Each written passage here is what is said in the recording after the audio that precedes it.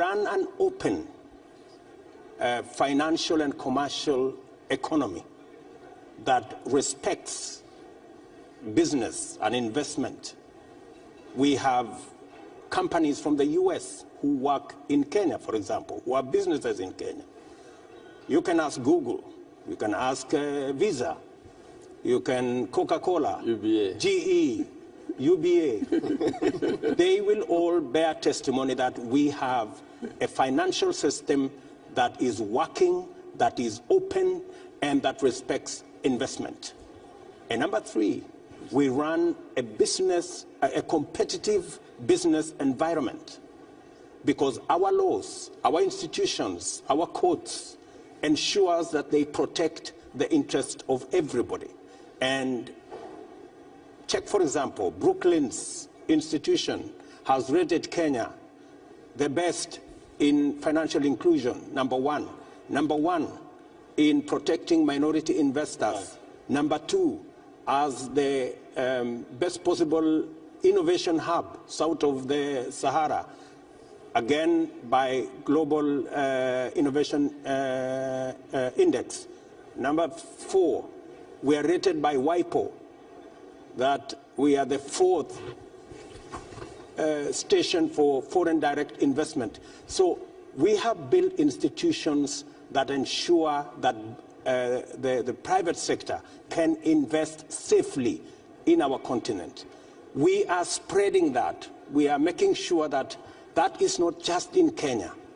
The Africa Continental Free Trade Area is an agreement by all leaders in our continent that we need to spread best practice across the continent and build the infrastructure that will ensure that when you invest in one country, you are actually investing in a continent of 1.4 billion people. That is the opportunity Africa presents.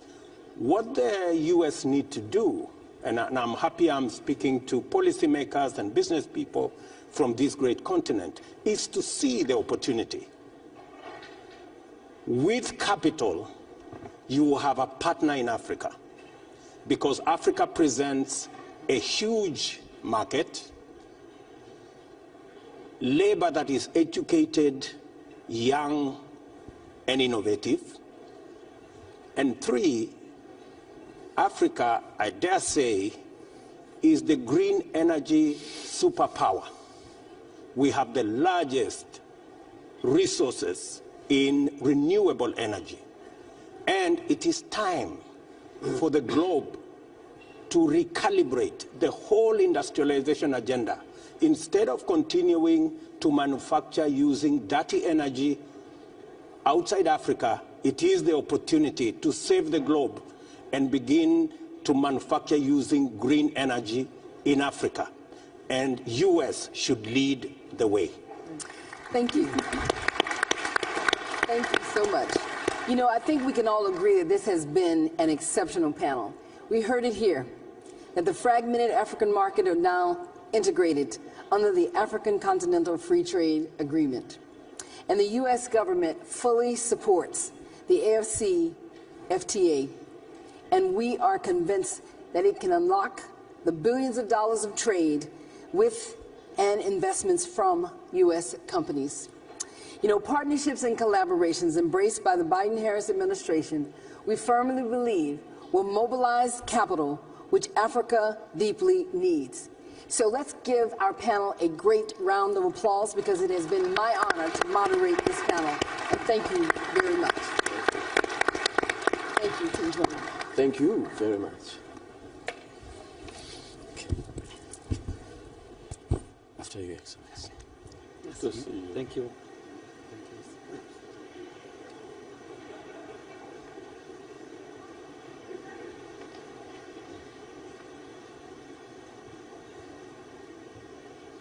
Your Excellencies, honored guests, please welcome to the stage Alice Albright, Chief Executive Officer of the Millennium Challenge Corporation.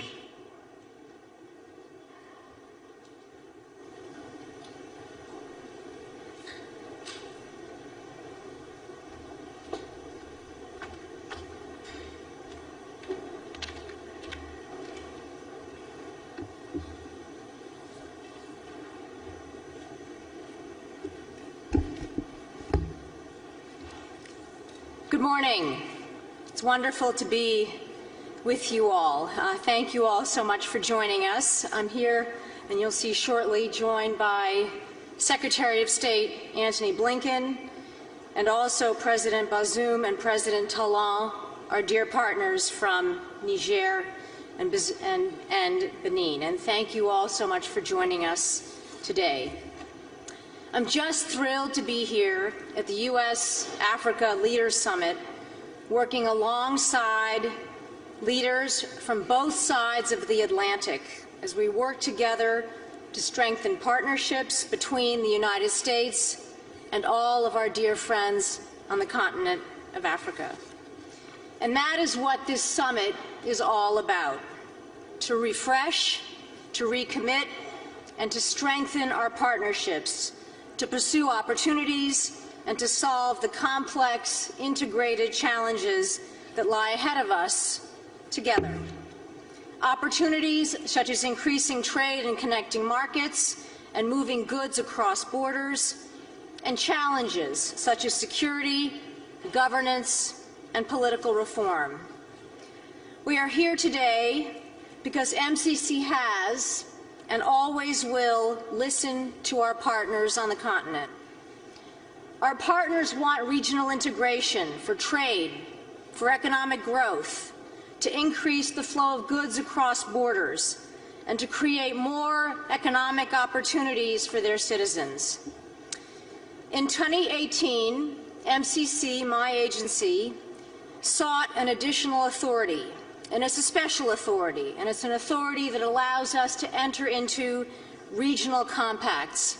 And that is exactly what our partners were asking. This authority is complex, and it involves working with several countries at a time. And today, we are deeply honored to be working with two of our critical partners, Benin and Niger. And today marks a historical first, because today we will be signing our first regional compact under this very important authority.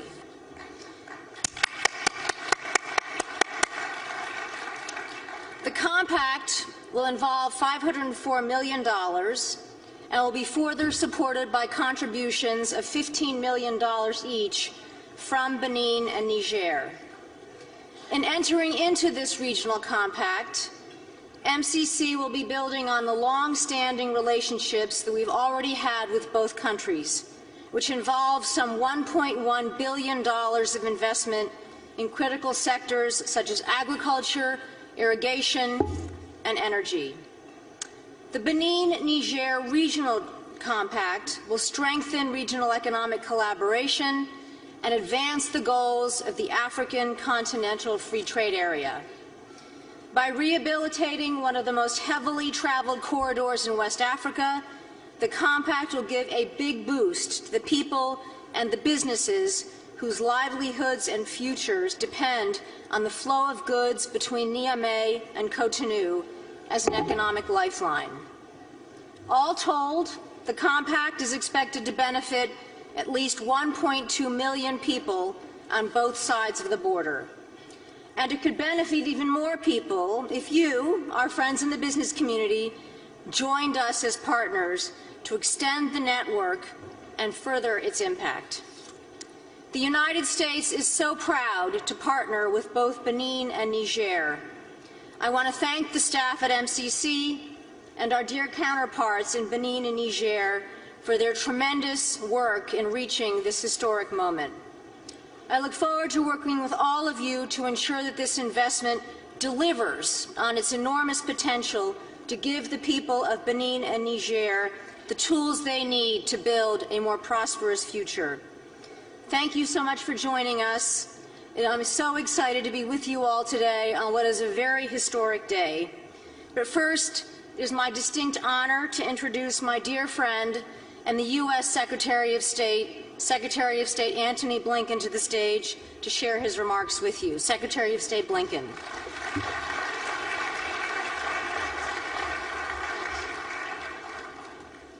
Good morning, everyone. You've heard from CEO Albright about what is truly an innovative initiative, and I want to say a few words about it this morning. But before I do, Alice, to you, thank you. Thank you for your extraordinary leadership of the MCC. This is, in so many ways, for us around the world, where the rubber meets the road, in actually having concrete projects that are making a concrete difference in the lives of millions of people. And I could not be more proud and enthusiastic about the work that MCC is doing under your leadership. Alice, thank you. President Talon, President Bazoum, we are thrilled to launch this new partnership with you today. As Alice said, this is unprecedented for the MCC, a historic step for our relationship with two important partners. Today, we're signing joint MCC compacts with Benin and Niger, the first time, as you've heard from Alice, that the two countries will collaborate with the MCC to tackle an issue that reaches across their borders. Benin and Niger are two of the fastest growing economies in sub-Saharan Africa. Their partnership will support growth, it'll strengthen trade and transportation infrastructure that connect their nations, their industries, and their people. And as many of you know, one of the tremendous opportunities in Africa, but that extends beyond Africa, is building connectivity within Africa. As we've seen over the years, Africa has more trade with countries outside of Africa than it does within Africa itself. That's not normal. This connectivity will help change that. As this group knows well, the port in Benin is critical to the economy of West Africa, the Cotonou port. For Benin, it's a major source of revenue, facilitating international trade, allowing the export of its products. For neighboring countries like Niger, this port is the main gateway for exporting goods to markets around the world, as well as for importing vital products, including food and cooking oil. The corridors that allow products to move between Niger and Benin, these form a critical foundation for business and also for livelihoods. The MCC compacts will invest more than $500 million in that infrastructure, and they'll do it with grants, which means that they won't saddle governments with debt. The projects will bear the hallmarks of America's partnership. They'll be transparent. They'll be high quality. They'll be accountable to the people that they mean to serve. And they'll also support good governance. When completed, these projects will make it faster and safer to transport goods along roads and across borders. And they'll connect Benin and Niger to bigger markets and greater opportunities. These are developments that in turn can help economies grow sustainably and equitably and deliver meaningful pathways to prosperity for hundreds of thousands, if not more people. At this week's U.S.-Africa Leaders Summit, we've made it a priority to mobilize these kinds of investments because we know that this is how you create real, tangible benefits for people on both sides of the Atlantic. We're pursuing these investments together, alongside African nations, as genuine partners. That's the foundation of our administration's strategy for the region. And it's also a core pillar of the MCC model. These new compacts were designed by Benin and Niger, thanks to the efforts of President Talon, President Bazoum, partners across their governments and societies. They're funded in part, as you've heard, by these countries. The implementation will be led by them as well. That's the best way to combine our strengths, to maximize our resources, to reach our shared goals. In short, to create real change, we need real partnerships, just like the one we're announcing and signing today. So I wanted to come simply to say congratulations to everyone involved. This is a milestone. This is innovation. I think it points the way forward as well for many of the projects that MCC will undertake, and it certainly points the way forward for Africa and for our friends in Benin and Niger. To everyone here, thank you for joining this morning, and thank you for your own engagement. The opportunity is immense. We're trying to put in place the means, the methods by which to actually seize it. Thank you very much. Your Excellencies, honored guests, please welcome Patrice Talon, President of the Republic of Benin.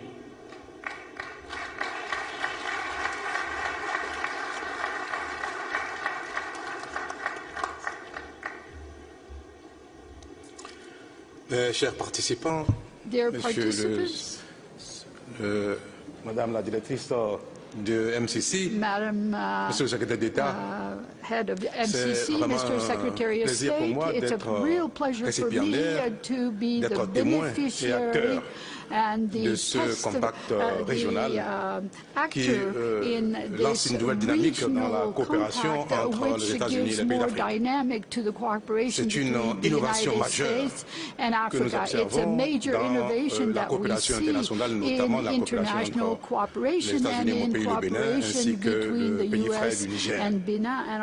Comme a dit tout à l'heure le secrétaire d'État, c'est une innovation à remarquer parce qu'elle aide à la connectivité entre deux pays voisins, le Niger et le Bénin, pour rendre cet espace plus attractif pour le business. Vous savez, l'Afrique est très grande, mais certains des pays constituent des marchés assez petits et le business, l'attractivité de nos pays, donc dans un tel contexte parfois est faible. Et en améliorant la connectivité entre les pays d'Afrique, notamment ceux dont les marchés sont petits, c'est une belle façon d'augmenter l'attractivité de ces zones-là, et c'est en cela que le compact régional qui va être signé tout à l'heure, qui a été conclu, est une innovation majeure. Je voudrais inviter ou prier le MCC, notamment sa directrice générale, les autorités américaines, de persévérer dans cette voie-là et que bientôt nous puissions initier des compacts qui seront orientés vers la promotion d'investissements américains privés dans nos pays. Parce qu'on constate, malgré tous les efforts que les pays font pour améliorer le climat des affaires, que le nombre d'investisseurs américains privés est faible sur le continent. Le compact peut être un instrument, tel que nous venons de l'observer, pour améliorer l'attractivité. Le compact peut être un instrument pour promouvoir l'investissement privé dans nos pays. Parce que le développement ne peut pas venir durablement rien qu'avec les investissements dans les infrastructures, avec les investissements dans tout ce qui concerne les bases pour le développement. Mais pour qu'il soit réel, il faut effectivement que les investissements privés viennent sur ce continent. C'est le seul moyen de créer du développement réel durable. Je voudrais donc finir par ce message-là. L'attractivité de l'Afrique doit être un élément dans le rapport entre les États-Unis et chacun de nos pays pour que le privé prenne le relais des efforts que font les uns et les autres dans la promotion de l'économie africaine. Merci. Merci aux autorités américaines pour cela. Merci. Thank you very much to the United States. Your Excellencies, honored guests, please welcome Mohamed Bazoum, President of the Republic of Niger.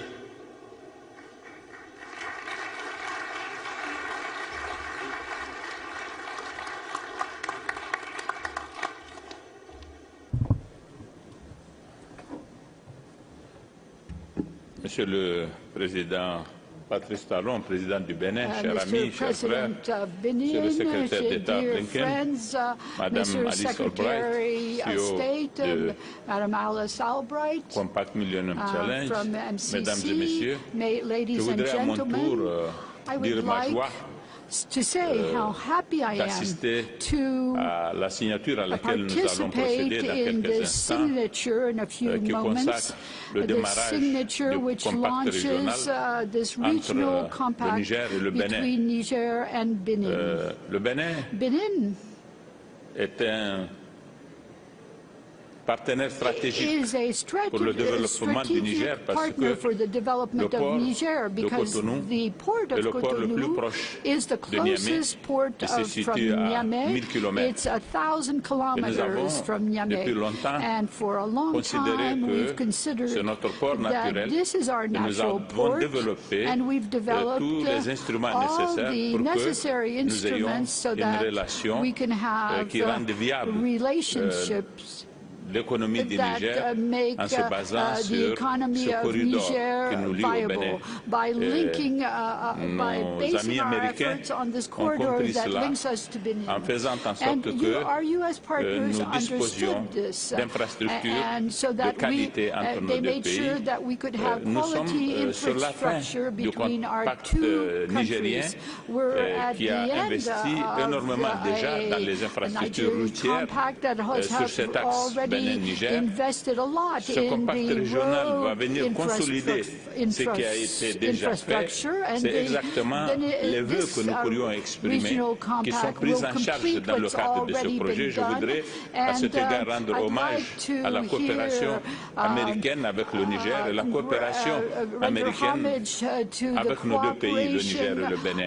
Il y aura en plus des investissements dans les infrastructures, des réformes institutionnelles qui vont être mises en œuvre et qui faciliteront singulièrement la fluidité du commerce et de l'interaction entre nos deux pays. Le gouvernement américain, en procédant de la sorte, va au-devant de nos vœux, va au-devant de notre volonté, et c'est une raison supplémentaire pour nous de considérer que nous avons affaire à un partenaire attentif à nos attentes et qui fait les choses conformément à ce que nous pouvons passer au mieux de nos intérêts.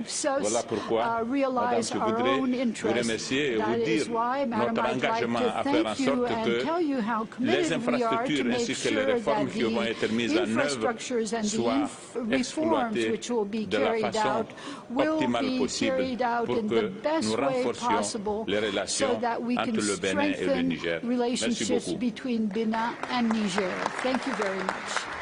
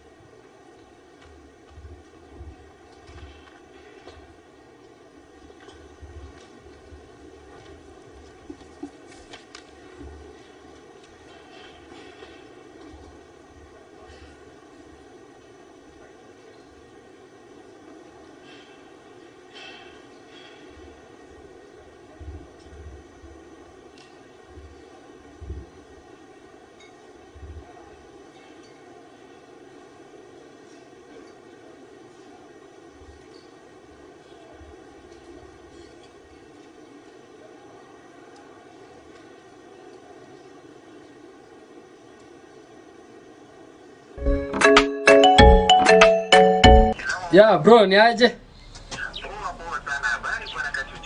Niko salama bwana. Bwana sifiwe.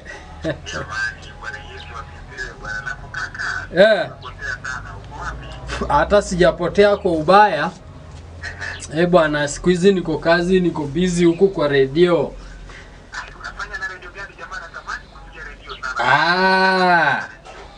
Kwani haujui? Niko Radio Max. Max Radio unaweza sikiliza hata ukiwa ndani ya shimo, yani popote ulipo unatupata, hata ukiwa Amerika unatusikiliza. Bwana, kila mahali ukwepo unasikiza Radio Max. Na siku hizi mbona sijui mbona hutaki kunisikiliza kwa radio bwana, na niko na mafundisho mzuri pale. Kwa kweli bwana, natamani nikusikize kwanza niweze kuwa fresh moto pale kwenye radio. Natamani sana kusikiliza. Bwana. Nitafanyaje nikupate hata nikiwa maeneo ya India ndio nikijua India pale na piga zetu vizuri. Bas, sasa ukitaka kutusikiliza, chukua simu yako ya smartphone, nenda kwenye Google Play Store, download Zeno Radio.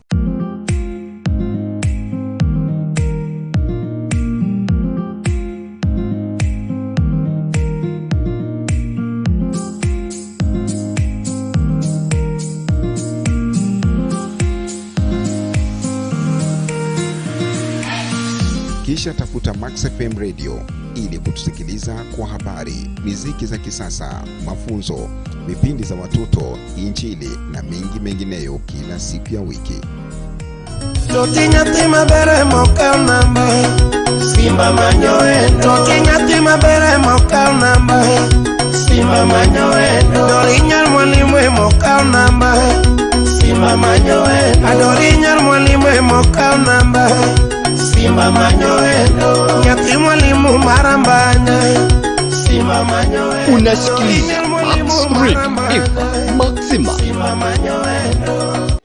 Okay.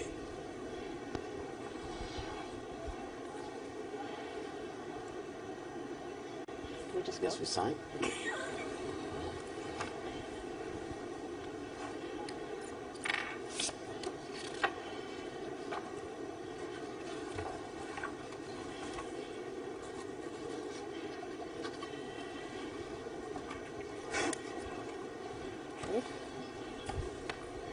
Very good. Is it both copies or just one?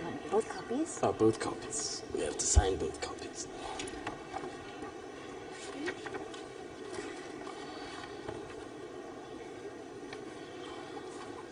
Okay. I'm going to hold it up.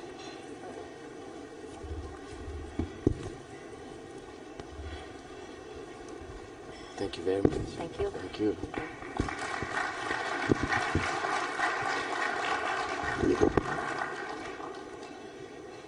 Thank you so much.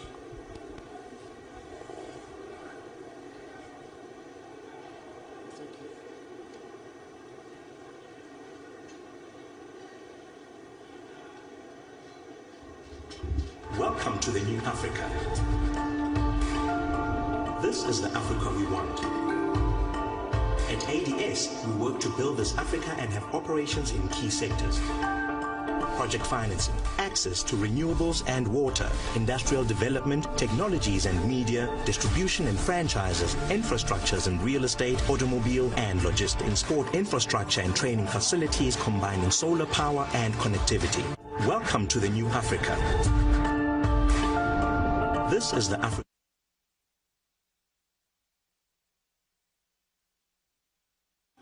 Ladies and gentlemen, welcome to Building a Sustainable Future. Partnerships to finance African infrastructure and the energy transition. With our moderator, Amos Hochstein, U.S. Special Presidential Coordinator for the Partnership for Global Infrastructure and Investment, PGII. And our panelists, His Excellency João Lourenço, President of the Republic of Angola. His Excellency Ayman bin Abderrahman, Prime Minister of the People's Democratic Republic of Algeria. Portia Derby, Group Chief Executive Officer of Transnet. Bill Killeen, Chief Executive Officer and Chairman of Accro Corporation. Widmar, Chief Executive Officer of First Solar. James Mwangi, Group Managing Director and Chief Executive Officer of Equity Group Holdings. Julie Monaco, Global Head of the Public Sector Group, Banking, Capital Markets, and Advisory of Citi.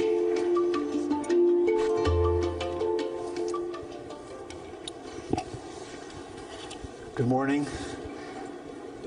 It's great to be with everyone this morning on this panel. I'm honored to be able to moderate such a distinguished panel on partnerships to finance African infrastructure and energy transition, which is clearly among the most important issues that we face today, is how to mobilize these partnerships in finance. We bring together U.S. and African government leaders together with the private sector and finance to see how we can tackle these important challenges. According to the African Development Bank, the African continent will require around $170 billion a year in infrastructure investment. But we have to be honest and we have to be direct, because we're nowhere near meeting that goal. According to the African Development Bank, we're around $100 billion short of that annual investment need to invest in infrastructure. And therefore we need to work together to do much more, even though we've made some progress. We need to work together to mobilize more public and private finance, encouraging global investors to direct their efforts towards Africa at the scale and in the sectors that require it most.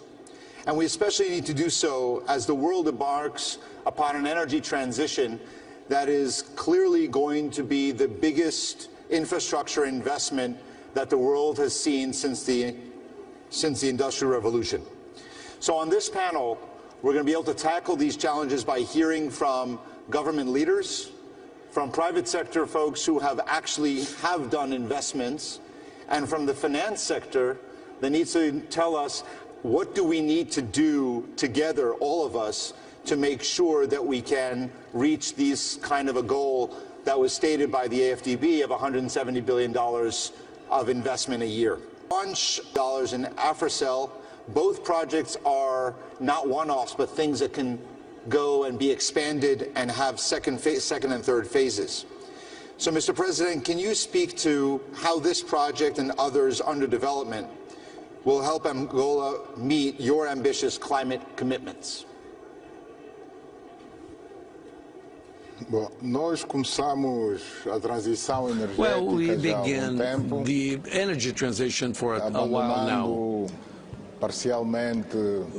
doing partially the sources of production of polluting sources of power, the thermal power plants, and we invested in the production in the hydroelectric power plants. The country has at this time the dams of Lauca, the Kambambi Dam.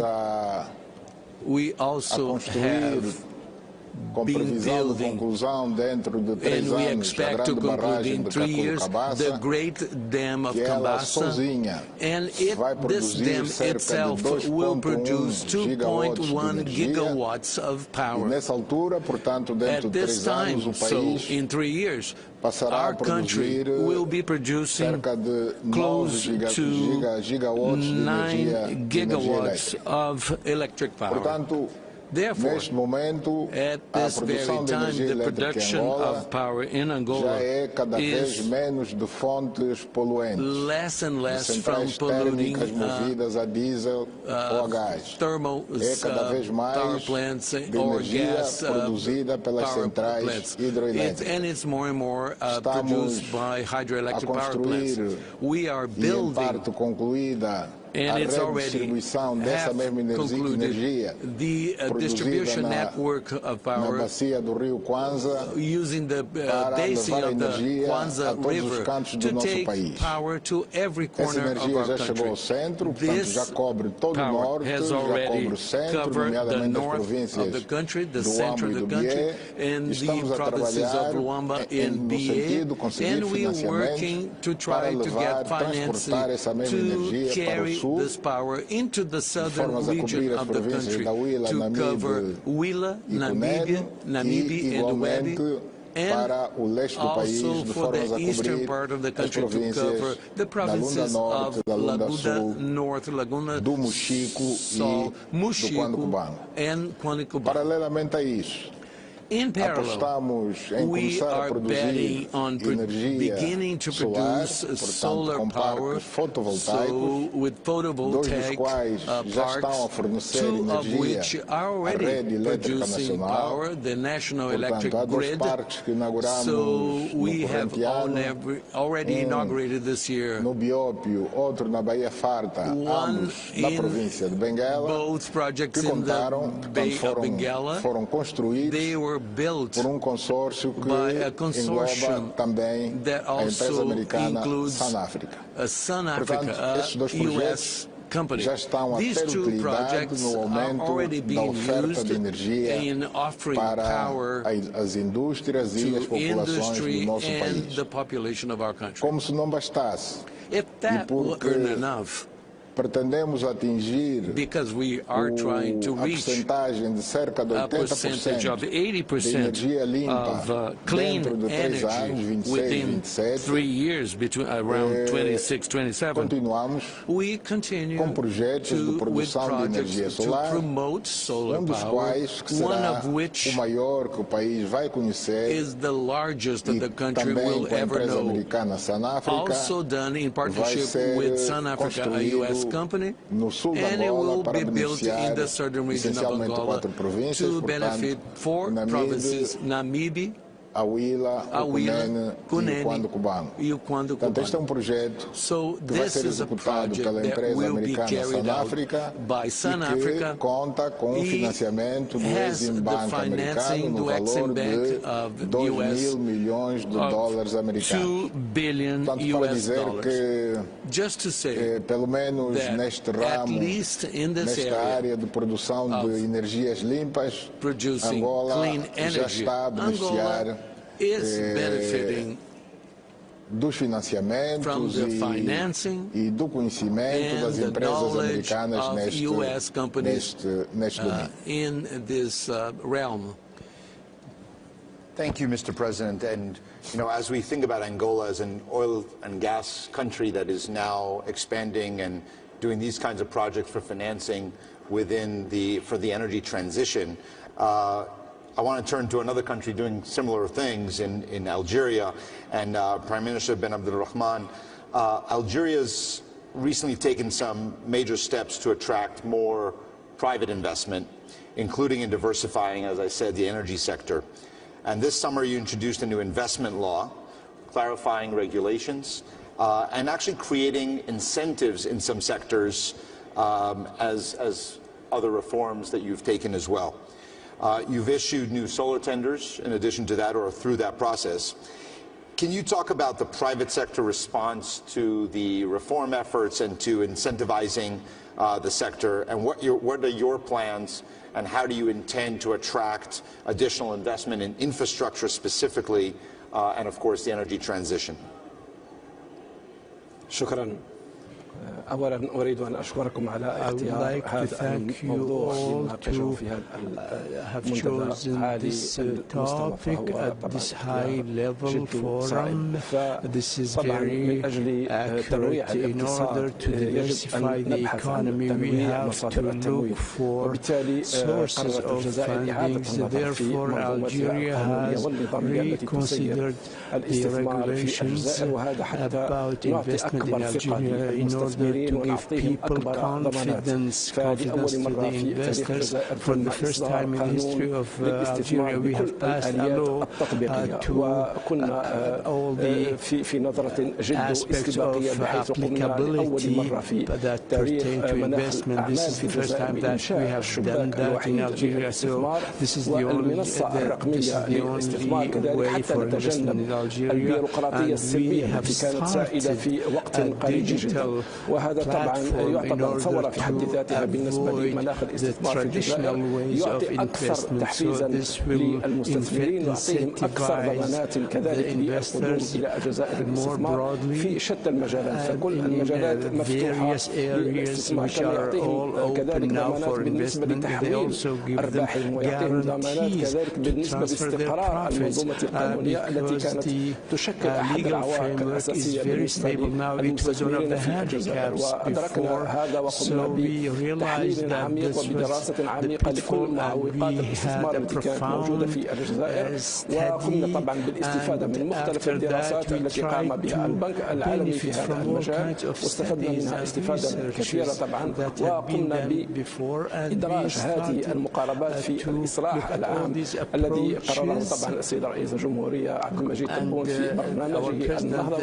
وهذا من الناحية الاقتصادية فبالتالي القانون الآن مفعل وكل الآليات التي جاء بها مفعلة، وهذا بحثا منا عن تنويع الاقتصاد طبعا وتنويع مصادر التمويل حتى نمضي إلى تمويل اقتصادنا في مختلف فروعه بصفة مستدامة مستمرة وتوفر كذلك للمستثمرين كل الضمانات، أقولها كل الضمانات التي هي موجودة على مستوى دول العالم الأخرى. ونتمنى طبعا أن تكون هناك شراكات رابح بين الجزائر ومختلف المستثمرين الذين يرغبون أن يلجوا السوق الجزائرية التي تمثل أكثر من 46 مليون مستهلك، وطبعا هي سوق قريبة على إفريقيا، قريبة على أوروبا، قريبة على العالم العربي، ولدينا نظرة اندماجية كذلك بالنسبة للاقتصاد الجزائري، اندماجية مع الجوار الإفريقي. فنحن نقوم بإنشاء عدة منشآت طبعا قاعدية تذهب حتى إفريقيا، وهذا لفك العزل على بعض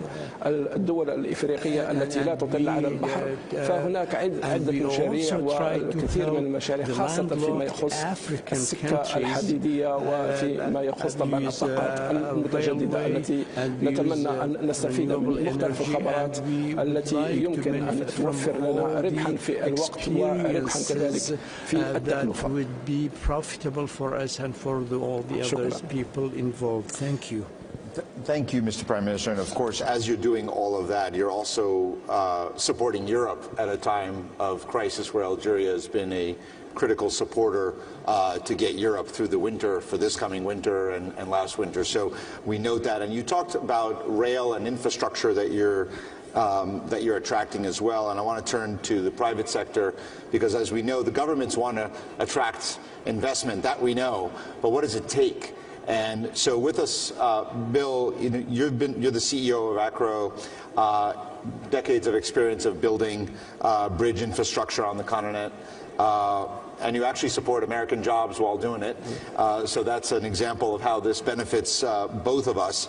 But I'd love for you to speak for a minute about your recent investments in Angola and other places, and the impacts that connective infrastructure can have on larger economies.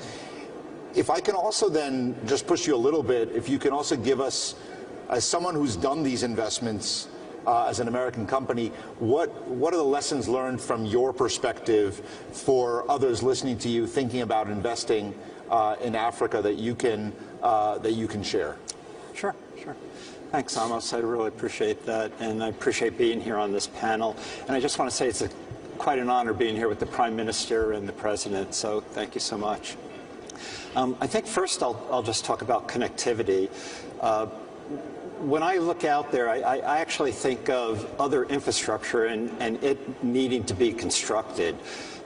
By that I mean power systems, because I'm hearing a lot of people talk about that we have to expand the power grid on the continent, or substations or water systems, whatever. And what we have found is that the roads and the bridges, especially in the rural and the secondary districts, are woefully inadequate. And what this does is it drives up the cost of these projects. Drives them up in such a way that maybe the ROI doesn't work any longer, or the financing becomes out of reach, or whatever. But we need to address how to make the roadways and the bridges more robust, so that they can contractors feel comfortable taking on these projects. Another thing I think about is that really 60% of the population of Africa still live in the rural areas. And we need to reach out to them and engage them if we're to truly have a, should I say, expanding economy. So by that I'm thinking you put the bridges out there, and it's sort of like build it and they will come, you know, saying from an old movie here. And by that I'm believing that the people will then start their own businesses, start their own farms, because now they can get to the markets because the bridges are in place. The fun thing that I was thinking about on the connectivity is specifically the free trade agreement. It has this yoke around it because of all of the blockages, the physical blockages in the roadways that exist. So we have to do something about that. And it's quite a big problem, because I know we've calculated that sub-Saharan Africa alone needs about 190,000 bridges, which sounds like a lot, but if you compare it to the United States, it's really not. The United States has about 130,000 bridges it needs today. So, and that's just on the existing roads. I keep thinking about you still need more roads if you're to have better distribution channels into the future, because you could look again, you look at the U.S., we're 7 times the number of roads that Africa has, and China's about 10 times. You need those roads for distribution reasons.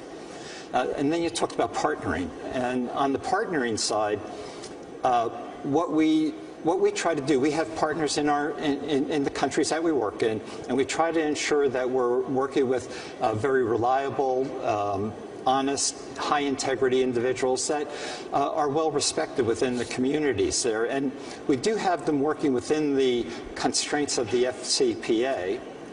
But most recently, ACRO, across its entire group, had the group certified to the new ISO 37001 for anti-corruption and ethics.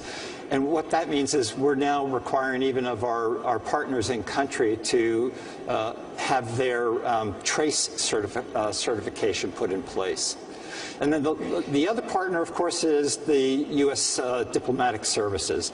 We would not have had the successes that we have had on the continent if it was not for how they've stepped up to the plate and hit the home runs for us. They are, without a doubt, the superstars here.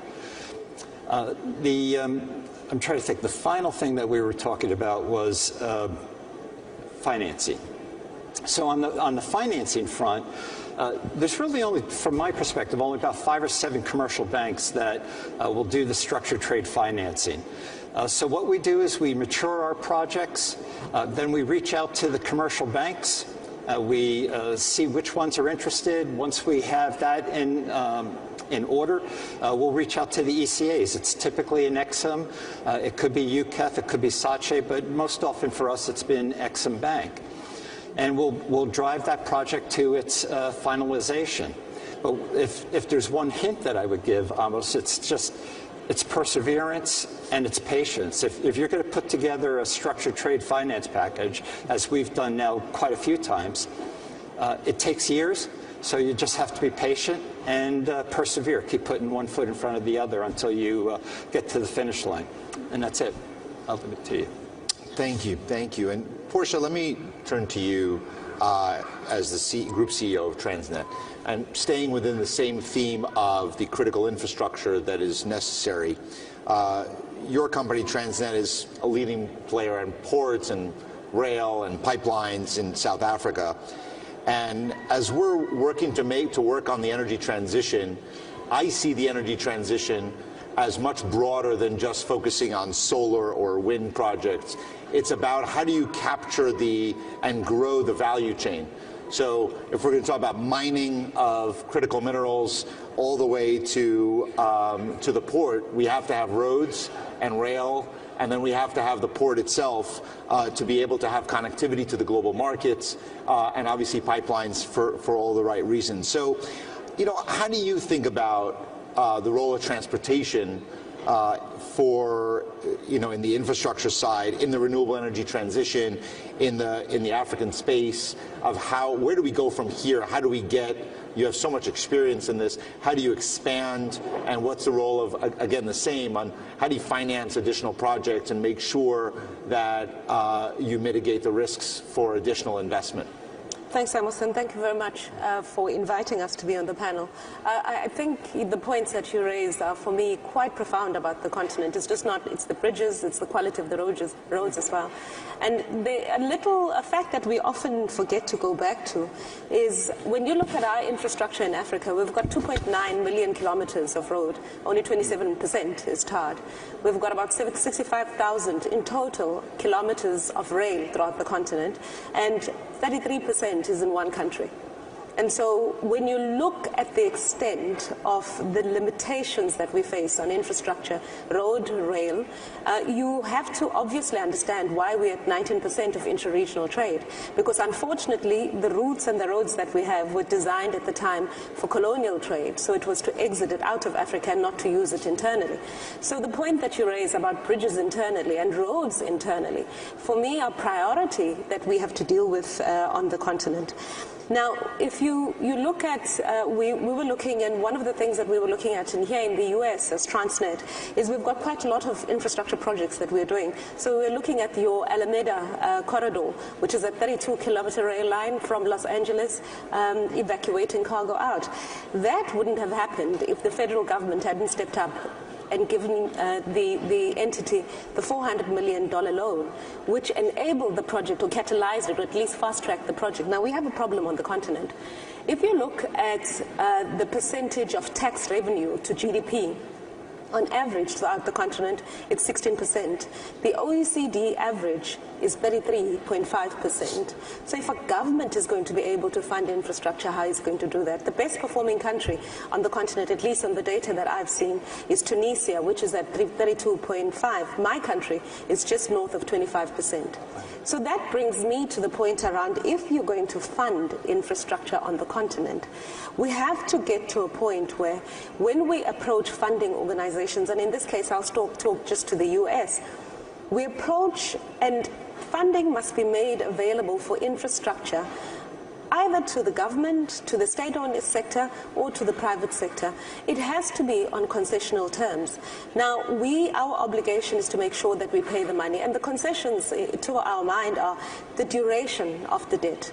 It has to at least approximate the life of the asset, first of all, and increasingly, I'm pleased to see that a lot of us on the continent are starting to argue for our own currency debt, not dollar-denominated debt, because that takes us out of another problem, which is the currency risk that we are constantly facing. For me, to get towards the close, if you look at the renewable sector, which is, to our mind, the new industrialization age, the highest value quality manganese is in Africa, sulfur, low sulfur iron ore, Africa, cobalt, lithium, virtually every single thing that is required for this new green revolution.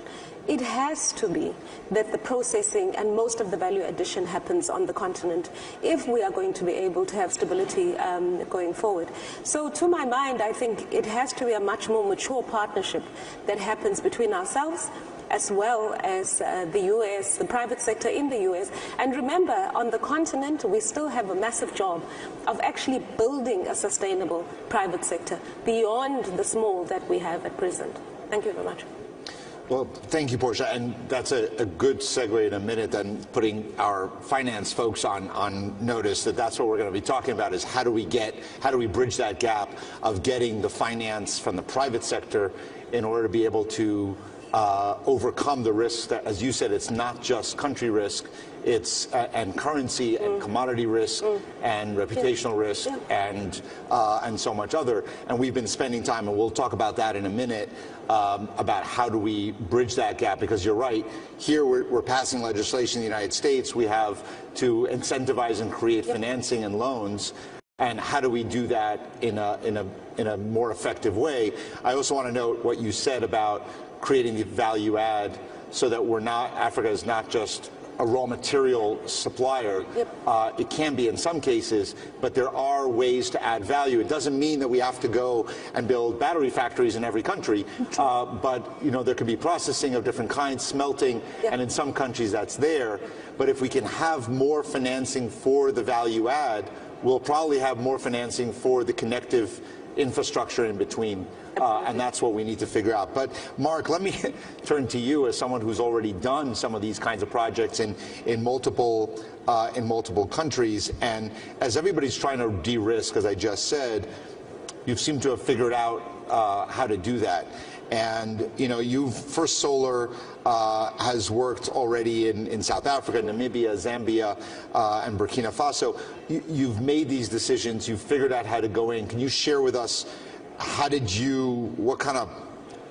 is the policy or regulatory environments that have allowed you to come in, and how has that worked out for First Solar, and how do we learn from that to scale it? Yeah. Well, thank you. It's a pleasure to be here today and be part of the panel, and it's great to be part of a conversation with Africa's aspiration for long-term energy independence and security, and ultimately to help the world achieve its climate goals. So it's a great conversation, and it's a great convention. So thank you for having me here today. We started off on a journey a number of years ago to evaluate every market from a perspective of solar resource. The great thing about renewables and solar is there's opportunity for liberation. To the extent there's a good resource, there's an opportunity to create independence. Your ability to harvest photons and make electrons is enabled now, that the disruptive capability that wasn't really available for most of us a decade plus ago.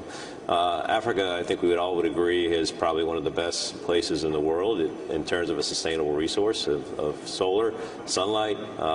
In terms of capabilities, of the most sustainable opportunity maybe any of us could envision on the world today. When we looked at Africa and some of the projects that we've indication of risk, we've had partnerships with multilateral financing organizations like World Bank, IFC. We leveraged the Scaling Solar program. We partnered with developers, in some case European developers and others who had better insights on the markets. We partnered with local engineering, procurement, and construction companies because of their knowledge and understanding of the marketplace. So that's what's enabled our near-term success. What we'd really would like to see, though, is a longer-term strategic opportunity for us and for others, given the opportunity that Africa presents, not only from a long-term industrialization that will happen, growth from an energy load perspective that will evolve, and an opportunity to harvest one of its most strategic resources, the sunlight. But there's, as we think through that, so check the box first off on opportunity in terms of solar resources, one of the best in the world. What we need to evolve to, though, is a more consistent policy environment. We need certainty. That's one of the challenges that we've had right now, and some of the opportunities that you referenced have gone extremely well, and in some other cases we've had some misses. Can you give an example of a couple of that consistency that you need? I would start from some of the programs that were initially put in place in South Africa, and we had committed to, and we started development of some projects in South Africa, and then there were some policy changes that were implemented at a point in time that effectively walked back from the contractual offtake agreements that were put in place. And that's what becomes devastating and ultimately could present a challenge of whether the market's investable or not. These are long-term investments, to do projects that are hundreds, if not gigawatts of capacity. To develop them, especially in some more developing nations, it can take time. And you need the commitment that once those investments are being made, that the offtake agreements will be there in place. And so modifying contractual terms and agreements can be very challenging, and I think it can undermine the investment appetite that you'll need in order to continue to grow. So that's one thing. Policy environment, I think, has to be there. We've got to evolve to a point where it's more conducive and constructive. We also would love to find ways to continue to localize the supply chain. We have a vertically integrated manufacturing process, and when we establish a manufacturing footprint, we look to localize the supply chain. And so there's another enabler of what we can do to enable our long-term success and create that strategic partnership within a region. I think it's very, very important to have that strategic alignment and that type of partnership. So yes, there's been some successes. I would say we've managed it through syndication of risk. One of the greatest opportunities, I think, to move forward, though, is to have better policy certainty and envisioning long-term strategy and objectives and aligning policies to achieve that. Thank you, Mark. And James, let me turn to you. As we're now talking about the people with the money to finance these projects. And you're with Equity Group, and you've had a lot of success really investing across the continent over the last several years, including in places that other investors saw as too risky. You've also been able to do something a little bit different, where you've been able to serve and invest in the part of society and populations that others have not, including specifically with women entrepreneurs and women-led small and medium-sized businesses. So if you can share a couple of things. One is, what are the key attributes you look for in determining a project is bankable or commercial for you to invest in? And the second is, same as I asked before, give us some advice that you would give to other financiers, other finance corporations that are looking to make investments and to enter markets that until this point they've seen as deemed them as risky, and that where you haven't. What do you say to those folks? Thank you very much. It is true that we have adopted an inclusive finance model, a low-cost, high-volume model to bring affordability, and as a result, we have been able to reach 18 million customers. But broadly, what we really look at the very high level, at the household level, at the individual level, is whether we are furthering that household's ability to become more sustainable. Because the more sustainable they become as a household, the more stable, then financing become easier. And sustainability, to a great extent, is how you are furthering that household's ability to scale their wealth creation mechanisms and diversification in risk management. That is very, very central. The second aspect is whether they are linked to supply chains and value chains, because standalone household enterprises and businesses normally get a lot of shock. But if you are able to organize within value chain and ecosystem, it becomes easier, because then it becomes a revolving fund within the ecosystem. But then the real test is to the businesses. And to the businesses is whether they are contributing to socioeconomic transformation of the continent. How is their ranking in terms of trust with the host communities? Because that, again, is the long-term sustainability of a business. How well are they doing in terms of environmental considerations or sustainability broadly? Those are big considerations. However, we have prioritized a couple of sectors, value addition, whether it is in natural resources, agriculture, minerals. That is a huge priority area. The second priority area that we have prioritized and make easy is productivity gains in agriculture. Are we seeing transformation in agriculture? And wherever a project heads to productivity gains, we really focus on it. The third major area is micro, small, and medium enterprises. We know those are the faces of the African people. And we're saying if we really have to be inclusive, we can't leave behind micro, small, and medium enterprises. We must make them center of our lending model. And of course, the fifth one is the adoption of technology. The only way to leapfrog businesses and future-proof them is to encourage them to adopt technologies that make them competitive, because they are open to global markets. Now, you said about those intending to do finance in Africa. I think I would like to say money is not enough. Or we need to look at deliberately at the borrowers and ask ourselves, what more? And for us, what more has been de-risking and capacity building. To a great extent, most of our finance is combined either with financial and entrepreneurship training, making the borrower better in repaying their debt and in managing finance and managing their businesses. And to the households, there is a lot of capacitation to do what they do better. We shouldn't assume that finance is a natural instinct capability. It's a process of learning. We all went to school to learn the various professions. We should regard business also as a profession and try to enhance and capacitate. So I would really like to recommend that we consider capacitating, de-risking, and empowering. And lastly is the issue of blended finance. A one-fit-all kind of finance may not really work in most of the communities, the high-risk environments. You need to partner with others, take long-term mix with short-term, look at credit guarantees, look at risk-sharing guarantees, and such components. Thank you. Thank you, James. And I think that you're leading me right into where I want to go.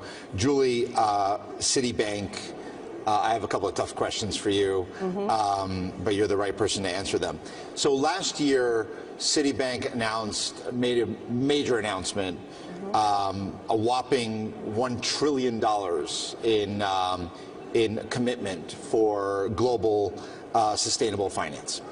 And one of the challenges of doing this, so if we're going to talk about micro, this is the opposite of, this is as far as you can get from micro, is $1 trillion commitment for investment. So one of the challenges that we face around the world is as we look at money being, the money spent, not the money committed, almost all of it is going to the OECD countries, and a declining number of it percentage of it is going into truly low and middle income countries. So what I wanted to ask you is, first, how is that commitment going 1 year in? Not putting you on the spot too much here, but how is that commitment going of spending and both volume and location? Right. But then I want to pick up on what I would like you to pick up on what James just ended with. And he talked about the need for blended finance. And as we want to tackle $170 billion a year in investment in infrastructure, what do we need to do so that when the G7 and the United States included makes these commitments and others make these commitments, how do we get to partner Citibank with us and other institutions to make those investments real? Okay, great. Well, first of all, thank you. It's a pleasure to be on this panel today. At Citi, we share the enthusiasm that we're feeling in this room for the opportunities and the growth in Africa. And to answer your first question of how do you make sure this $1 trillion, and I'll get to the specifics of the $1 trillion commitment in a minute, how do you make sure that doesn't all wind up in the OECD? From a Citi perspective, by nature of who we are, it's not going to wind up in the OECD. If anybody reads our balance sheet, reads our annual report, you see how much business we do outside the U.S. We're on the ground as a local bank in 100 countries, and so this $1 trillion commitment is truly a global commitment, not an OECD commitment. So that's the first thing. Second, as it relates to Africa, We have the experience and the know-how of being a local bank on the ground in 18 countries, doing business in 40 countries. We bank 1,000 local corporations, over 1,000 government entities, as well as local financial institutions who we partner with. And we cover from, we're not just dealing with the large, we do cover the micro with our inclusive finance team working with local development banks on the ground in Africa to help solve some of those micro problems as well. And we also bank over 2,000 multinationals that are trying to do business there. As it relates to the $1 trillion commitment, we couldn't have been prouder that that was the first announcement that Jane Fraser made when she became the CEO of Citi. And I think it's a really strong commitment to sustainability overall. And let me explain how it's broken out. $500 billion of that is going towards environment, right? So this is all about net zero and climate change, and that's the $500 billion. The other $500 billion is what we're calling social finance, and that's going to cover everything from education to affordable housing to basic infrastructure, healthcare, and food security. And those are areas that we are key priorities, obviously, for Africa and a lot of markets around the world. Now, in terms of how we're achieving those goals, or how you asked me how far along are we? We're 18 months into that announcement. It's been about $222 billion that has been counted towards the sustainable finance. But let me also explain, we're talking about how much capital we're going to deploy towards sustainable finance. Some of it's financing and loans. Some of it is how much we're working together to structure transactions in terms of blended finance with development banks and multilateral development organizations and local development organizations. And a chunk of it is the capital markets and how we get access to the capital markets. So when we look at it, we say, all right, how do we do more we look at our clients on the ground in Africa and all the ones I just talked about and say, how do we make sure, and we've got a team here today, their job is to make sure that the Citi clients in Africa get their fair share of that $1 trillion of deployed capital. So what are we doing? Well, first of all, we're making sure that they have the framework, that they've adopted the sustainability finance frameworks. So I have an advisory team for public sector, which is what I'm responsible for. There's another advisory team for corporates that help them put the framework in and have the knowledge on how they're going to attract sustainable financing. It has to be tagged a certain way. It has to meet certain criteria. The other area is us really looking at, we see it as our responsibility out in the industry to develop the tools that are going to allow that capital to flow in. And, I'm just going to give you a few examples. One area is around sustainable linked bonds, right? Financing. This, we did our first deal last year for sustainable linked financing on the continent with Airtel. And it was $150 million, which helped the company support its operations and its investments across Gabon, Congo, Kenya, and Nigeria. So while also providing interest savings for the company and it's also going to achieve, because of the sustainability-linked bond, it's going to achieve social impact milestones, which is digital inclusion, gender diversity, because it was focusing on women-run businesses in rural areas. So getting our clients to understand how to structure transaction and how to be able to tell that story to investors so that you can attract that sustainable finance is a big part of what Citi has had to put in motion and gear around the world once Jane made that announcement and said, going forward, we're going to count everything that way. We don't necessarily count it by country. I can't give you a specific answer because we may be financing someone in the Middle East who's asking for sustainable financing, who's then deploying that into another country. So it's a little hard, to sort of say it that way. The other thing is just around energy and infrastructure. So last year we advised on the port development in Senegal, Egypt, and this was an important milestone in accelerating Africa's roads to become a global trading powerhouse and improving the economic prospects.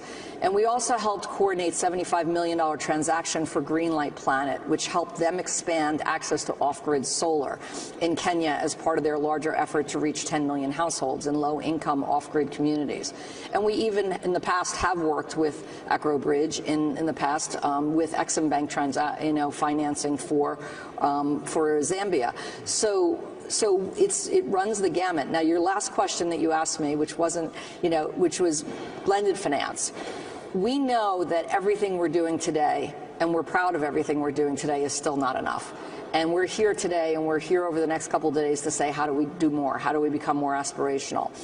At Citi, what we've spent a lot of time on is focusing on blended finance. And I have a team here that is a specialty. This is something that they've been working on for a long time. There's actually an entire chapter in the book that was released at COP by the Egyptian government on blended finance and how do we scale blended finance with recommendations. It's going to require that all the stakeholders in that capital stack change the way they behave. And we have the announcements around the reform of the MDBs. And what we really have to get to in blended finance to scale it to a bigger level is to understand the risk appetite for the different players and get those aligned in a way that unlocks more capital. We do have transactions separate from this, what I've already talked about, where we have seen that the NGO community is willing to come in and bring grant money into structures in order to make it bankable. We are starting to see the ability, especially in the environment space, where we can use carbon credits to make it financeable. But it really is going to be, how do we get everyone to align in the capital stack, take the risk that they're in the best position to take, scale it, and that's sort of the holy grail that we're all working towards. Thank you, Julian. And as we bring this to a close, I think what we know is that we have to have government reform and policy consistency, businesses that are willing to take the risk and from the appetite, and financing institutions that are willing to work and working in the reforming of the MDBs so that we can increase the leverage between the kind of risk that the MDBs and governments are taking to incentivize and to encourage you to take, in the finance community, to take additional risk and spend more money faster in a more efficient way. Let me thank again the panel, Mr. President, Mr. Prime Minister, and the private sector. Thank you very much for joining us today. Thank you, Amos. Your points were wonderful, Mr. President. Yes. Okay.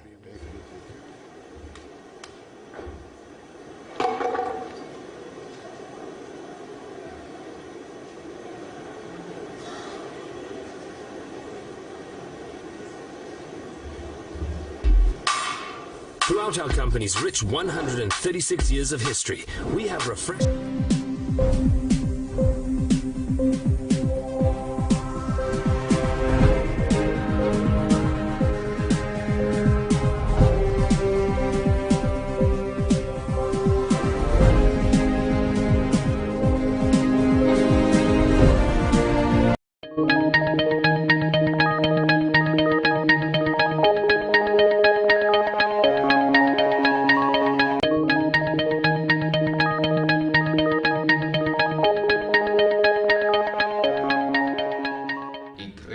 Serves everyone all the time. A great soul never died.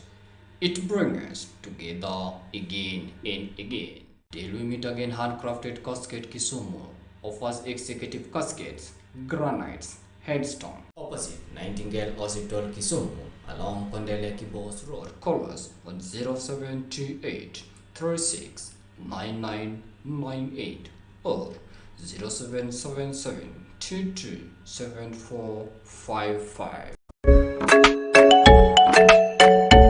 Ya bro, ni aje? Niko salama bwana. Bwana sifiwe.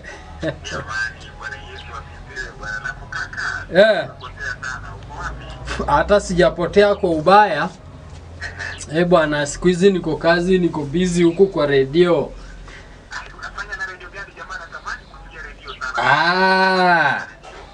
Kwani haujui? Niko Radio Max.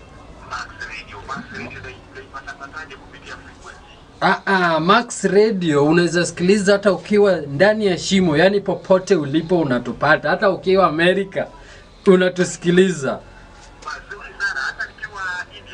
Bwana, kila mahali ukwepo unasikiza Radio Max. Na siku hizi mbona sijui mbona hutaki kunisikiliza kwa radio bwana, na niko na mafundisho mzuri pale. Kwa kweli bwana, natamani nikusikize kwanza niweza kuwa fresh watu pale kwenye radio. Natamani sana kusikiliza. Bwana. Nitafanyaje nikupate hata nikiwa maeneo ya India na nikijua India pale na piga zetu vizuri. Bas. Sasa ukitaka kutusikiliza Chukua simu yako ya smartphone, nenda kwenye Google Play Store, download Zeno Radio.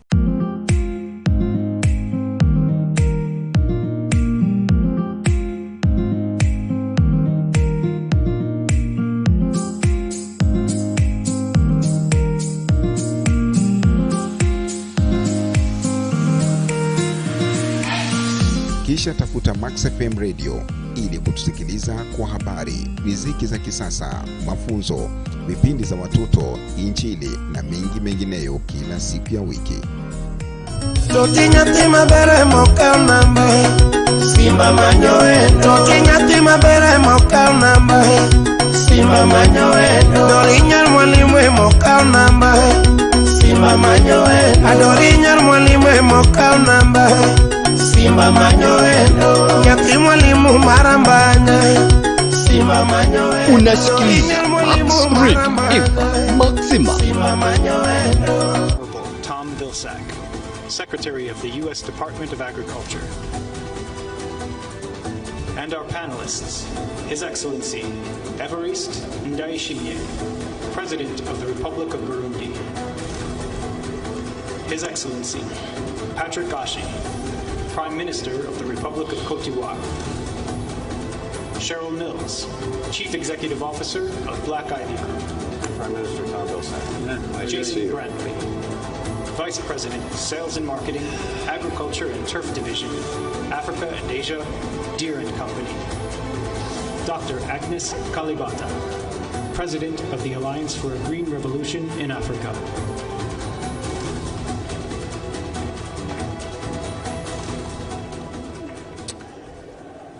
Well, I want to welcome everyone to this panel on growing agribusiness partnerships to strengthen food security and supply chains. Global food security remains a critical issue, exacerbated as a result of last year's Russian invasion of Ukraine, the COVID-19 pandemic, and the effects of climate change. It requires innovative solutions, international cooperation and coordination, and cross-sector efforts. We often discuss the importance of public-private partnerships to combat food insecurity and to ensure supply chains meet demand. But now, during a time of crisis, these partnerships are more critical than ever for maintaining business and trade relationships and to safeguard the flow of food and agricultural inputs. The U.S. and Africa have long worked together through government-to-government relationships, business-to-business relationships, but it is truly through our public-private partnerships that most impactful work is in fact done. The Biden-Harris administration understands the critical importance of the region, and the goal of this week is to deepen the U.S. agriculture partnership in Africa to advance our shared priorities, which I'm excited to do here today as they relate to agriculture and food security.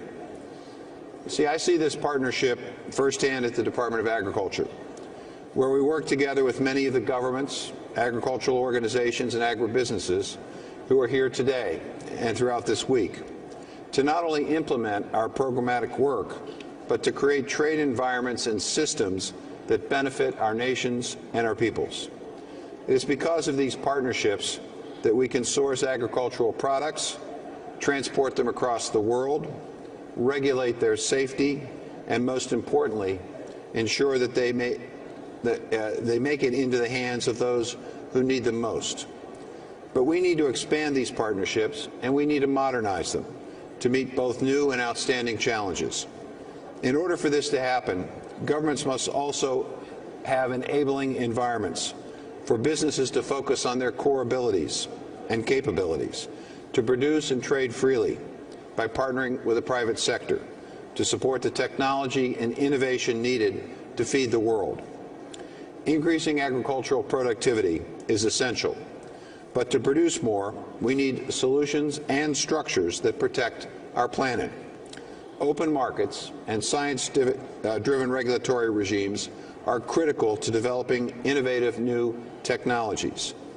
In order to meet global food, fuel, and fiber needs, we must work together to stay open to trade and build more resilience and greater sustainability in our food systems that provide for everyone. Africa holds great potential, and each country offers unique opportunities for these exact types of partnerships, particularly within agriculture and the agribusiness sector. This week, we're focusing on making critical connections between the U.S. and African businesses, looking to the future of how those relationships can build markets, cross-pollinate business practices, and promote Africa as a destination to conduct business. I'm pleased to be here to host this incredible and distinguished panel and to delve deeper into their experiences and explore opportunities for agribusiness in Africa, and to discuss how best to work together to foster an environment where we can meet the challenges of providing food, fuel, and fiber, while also protecting the planet and continuing to make agriculture a science-based, forward-thinking industry. We're going to hear from our panelists now. We're going to start with a series of questions, and Mr. President, I'm going to start with you, if I may. I'm anxious to hear from you and the work that's being done in Burundi, and want to know how your government and its citizens adapt and adapted to the recent shocks in food supplies and inputs. What is your government's vision to address long-term solutions for innovation and sustainable food systems? Merci beaucoup. Bonjour tout le monde. Hello everyone. D'abord, je voudrais vous remercier d'avoir choisi ce sujet aussi important, un sujet qui me tient à cœur moi-même et le peuple burundais. Et d'ailleurs, chez nous, nous travaillons sur un principe que chaque bouche doit avoir à manger et chaque poche doit avoir de l'argent. Pourquoi on a choisi ce principe guide dans le développement agricole? C'est d'abord parce que le Burundi, c'est un pays naturellement agricole. Le peuple burundais est un peuple naturellement agricole. Alors on a choisi ce slogan pour encourager les citoyens à participer activement dans ce secteur agricole. Ce secteur demande d'abord trois facteurs. C'est d'abord la terre, l'homme et aussi la technologie. Alors, pour ce qui est de la terre, le Burundi, il est vrai, c'est un petit pays, mais un pays qui est favorable à l'agriculture. C'est très favorable. Et même si les terrains sont accidentés, c'est un pays de collines. Mais les citoyens essaient de s'adapter sur ce terrain. Et aussi, nous avons la chance que le climat est aussi favorable à l'agriculture. Nous avons 3 saisons agricoles. Avant, on avait 2 saisons, mais depuis 2020, quand nous avons entamé ce programme, que chaque bouche doit avoir à manger, on a créé la 3e saison culturelle qui se fait pendant la saison sèche et la production a augmenté dans ce sens. Pour ce qui est de la mobilisation des citoyens, d'abord, nous avons fait participer tout le monde dans ce domaine, que ce soit les fonctionnaires ou les paysans, tout le monde se sont coalisés dans le secteur agricole. On les a organisés. Chaque village a au moins 3 coopératives et il y a chacune à peu près 200 familles. Alors ces coopératives travaillent ensemble, on met les terres ensemble et les citoyens travaillent ensemble. Et je peux vous dire que plus de 90% de la population burundaise est agriculteur. Donc c'est un secteur qui occupe beaucoup de citoyens. Et ce qui concerne la technologie, c'est effectivement élaborer des stratégies, comment faire travailler activement, mais aussi assurer la bonne production production. Alors là, nous avons adopté un document d'orientation de la politique environnementale, agricole et d'élevage. Ce document alors donne des stratégies de comment augmenter la production agricole. Et le gouvernement, par cette voie, a pris la mesure de subventionner l'agriculture. Surtout, le gouvernement paye 70% des dépenses des paysans pour les engrais, mais aussi pour les semences sélectionnées. Et le gouvernement a continué d'abord sur l'aménagement des terrains.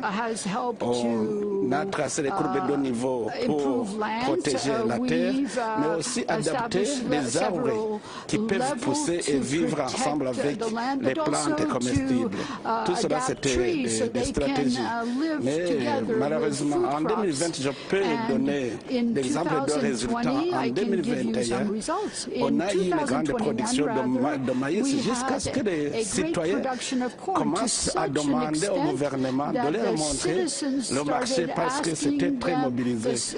Alors, en 2022, malheureusement, avec la guerre en Ukraine, il y a eu pénurie des engrais. Et on avait même pour produire ce qui est organique, on a même créé une industrie pour transformer l'engrais chimique en engrais organominéral.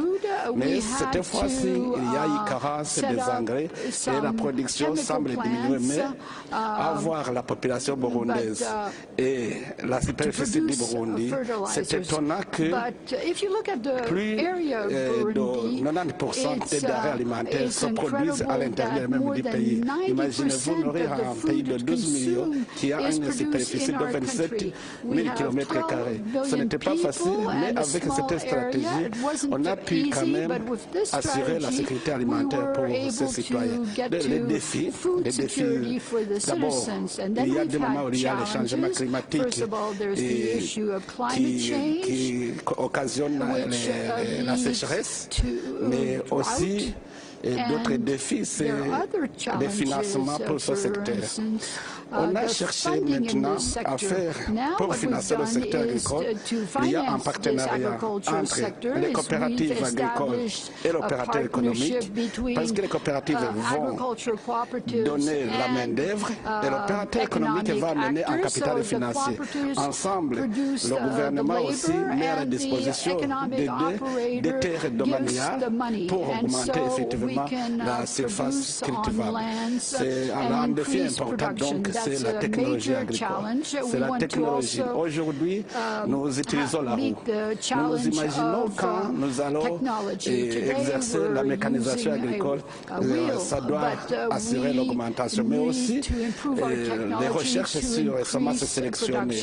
Si on parvient à fabriquer nous-mêmes les engrais, tout cela va contribuer à augmenter la production. Mais toujours, on doit subventionner l'agriculture parce que c'est un secteur qui a beaucoup de risques de changement climatique et surtout, et aussi les terrains qui sont accidentés. Nous devons les aménager, faire des terrasses radicales, mais aussi chercher à faire l'irrigation. L'eau du Burundi vient des montagnes. C'est facile alors à irriguer, même si ce sont des collines, les collines sont en bas par rapport aux montagnes. Alors si nous voulons augmenter la production pendant toutes les saisons, nous devons, pendant la saison sèche, aussi préparer les procédures d'irrigation dans les collines. Et nous avons déjà exercé et nous voyons que ça produit déjà. Donc pour nous, nous voyons que l'agriculture, d'abord, c'est un secteur très important. On ne peut pas travailler quand on n'a pas mangé. Nous sommes tous ici parce qu'on a mangé. Donc, c'est pour cela que nous disons que chaque bouche doit avoir à manger et nous devons mobiliser tout le monde dans ce secteur. Je vous remercie. Thank you very much, Mr. President. Certainly, an all government and all country initiative. So appreciate that very comprehensive answer. Let me turn my attention now to you, Mr. Prime Minister, if I could. Interested in knowing from your vantage point what you see the most advantageous and successful steps that your government and other governments in Africa can and have taken to strengthen critical agricultural supply chains? We know that there's been a bit of disruption there, and be curious to know what you've done that's working, and also interested in knowing how your government works to attract investment in the agribusiness sector, particularly in infrastructure and technology. Thank you very much. Maybe I should go for a little background before I move to your question, but at the end of the day, we're in the same field. As you know, we are considered to be a giant in agriculture within the African continent. We inherited from the colonial period to be one of the world's biggest producer of commodities. Côte d'Ivoire is the first world producer of cocoa, the first world producer of cashew nut, the first world exporter of cola, the fourth world producer of rubber, and I can get so on and so forth, you know, pineapple, whatever, and so on. But we transformed just a few parts of that. And then we cannot get the added value and the job from that. And no country can develop just exporting raw material or commodities. So the key issue today is to go within transformation, to be able to go to semi and finished projects, to sell it outside, to capture more added value. It's the key, really, issue that we are facing. Just to take an example, on the cocoa sector, the whole value chain of the cocoa sector is $144 billion. And all the producer of cocoa, I'm talking about raw material, I'm talking about commodity, I'm talking about commodity, I'm talking about commodity, I'm talking about commodity.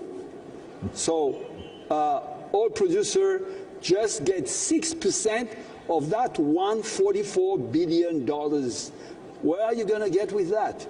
Knowing that the population is really growing, we have a youth population that is very young. 77% of the population is age under 35. So the biggest challenge is how you insert this youth within the economy. How do you find job to them? And if you don't have the industry, you don't have the added value. Where do you get resources and growth to invest in the social infrastructure that these people need to have a decent life? I'm talking about education, health. If you go only to looking for debt, knowing how high the cost of getting money today is, then you're getting to debt and you don't get out of that. So first thing, we need to have really partners in order to bring technology, in order to bring capital, in order to bring market, so that we can add value to what we're producing and being able to capture that. This is, one very important thing that I wanted to mention. I was talking about mango, I was talking about pineapple, and we import pineapple juice when we can really produce it locally. So if you take that away, then you're not that year. We take an example going for the cocoa. If in the next 10 years, instead of 6%, I can capture 25% of the added value in cocoa, then I'm going to increase my GDP by 75%, knowing that my GDP today is $61 billion. So that gives you just an average of what's going on. Now, coming to the food, since most of the people were producing commodities, they were really not concerned about producing really food, but just for the local consumption. And also 70% of the population was living in the rural area. So they would produce for themselves, to feed themselves, and maybe sell the rest in the local market. Now today, the whole picture has changed. 50% of the population is living in an urban area. So you need to produce high volume, you need to transport, you need to distribute, and that's quite not the same at all. Now, people are using the money they're getting by selling the commodities to buy food. And now you really have to create an environment, an ecosystem that will help you produce volume food, to create an environment where you have the appropriate logistic and transport and distribution system to access people who want to have quality and low-cost food that they can have. Now, that goes not only just producing, it goes for research center before you start to produce, then production, then transport and logistics, then distribution. On each of these areas, you have to do something. On the research center, you have to use selected high-yield seeds or product. Otherwise, you're not on the market, you're not going to be competitive. You need to use fertilizer. You need to use water. Can you imagine that in the whole country, less than 10% of production is irrigated, which means we're waiting for the rainfall to get to production. So you cannot produce consistently all year long. You're waiting for the water, you're producing, according to the seasons, so that is a huge issue. So irrigation is an issue. Fertilizer is an issue. Mechanization is the issue. You cannot have the productivity you're looking for if you really plant growing like we used to do 30 or 40 years back in a traditional way. So you really have to transform the production. You also have to transform the transport and logistics, because now if you increase the volume, you need to know how you're going to store that, because most of this food, if you don't sell it in 2 or 3 weeks, then post-harvesting loss is huge. Transport, but you also need to build market. You used to sell it in a traditional market that we do in Africa. You won't get all this production to be sold. So you have to invest in the new distribution system, so that the whole chain is addressed. On the production, the challenge is also that the kids who've been trained, or the people who are actually producing, even if you bring mechanization, you bring fertilizer, you bring irrigation, they have not been trained to be using that. So you need to train them. Just bringing the know-how will not be enough if you don't train them. The infrastructure is being built according to what we were doing before, which means commodities, which means you harvest, you transport to the port, and you ship. Now it's not the same. You really have, as I say, to find storage. You really have to find appropriate distribution system. So this is really the key challenges that we have. So what are our objectives and what ways are we going to solve this issue? On the production system, definitely we need external partners. External partners to bring that knowledge of a high yield seed, mechanization we need, fertilizer we need, help to train people in our research center we need, and that is a very important issue. We also need people to build distribution system. We also need people to build logistics. So all that has to be added to the new technology we're using today. Today, if you're going to produce on a modern way, no one will even understand how you cannot use drone system to span all over fertilizer, so on and so forth. In the distribution system also, you have to use the digital, to do the distribution. People are buying through, internet, so on and so forth. So it's a huge, huge, huge challenge at every and single step that we have to really challenge before we can not only satisfy our own demand in the market with this new food security environment, but also to export, because the continent has 60% of the arable land, water all over the places, and within the continent, less than 5% of the agriculture is irrigated.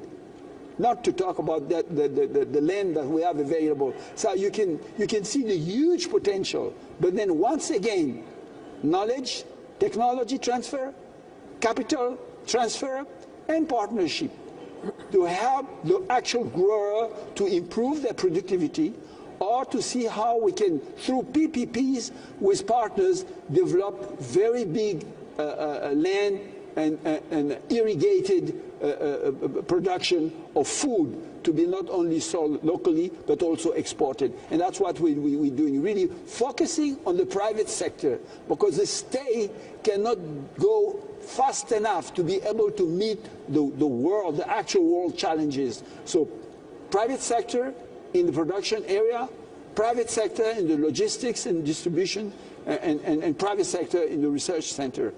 Private sector will be the driving force of all that. And we think that here in the U.S., with the experience that you've had, I think that on each of these areas, we can really partner. And that will help us accelerate and change the picture of our country, and also bring a very important thing that I say, which is really job creation. And I will really conclude there. You know, when you have a continent that in 2050 will be 2.4 billion, having half of this population aged less than 20, if you don't start to think about how you put these kids so that they will fit at ease, then you got a trouble. You're gonna be in trouble, because they won't stay there looking for you. Now they have a smartphone, through internet, they can see all the city in New York, DC, and they want you to transform your city like that. You know, they don't see why they shouldn't be living like what they see in the internet. So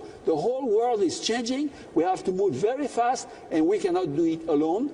We think that if we can really change the picture and make you look Africa, perceive Africa differently than what the media used to show you a couple of years ago. And I think that what is happening today, I think there's a great future for both our countries. Thank you very much.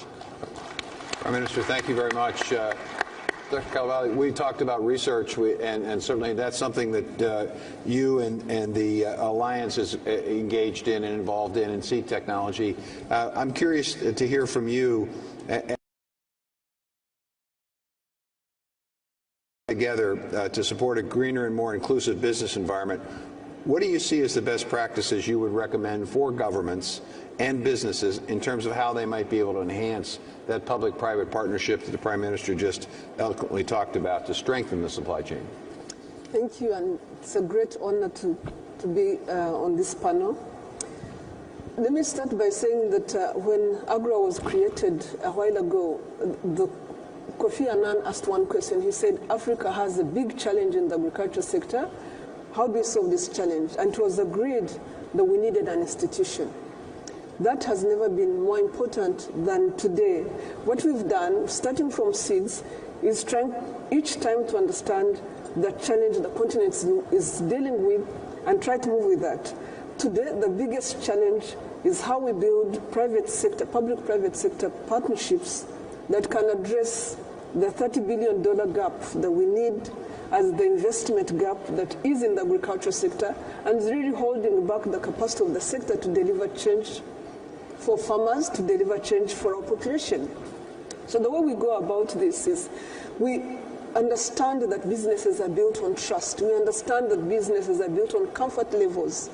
So we work with businesses to help them understand how African countries work, what their priorities are.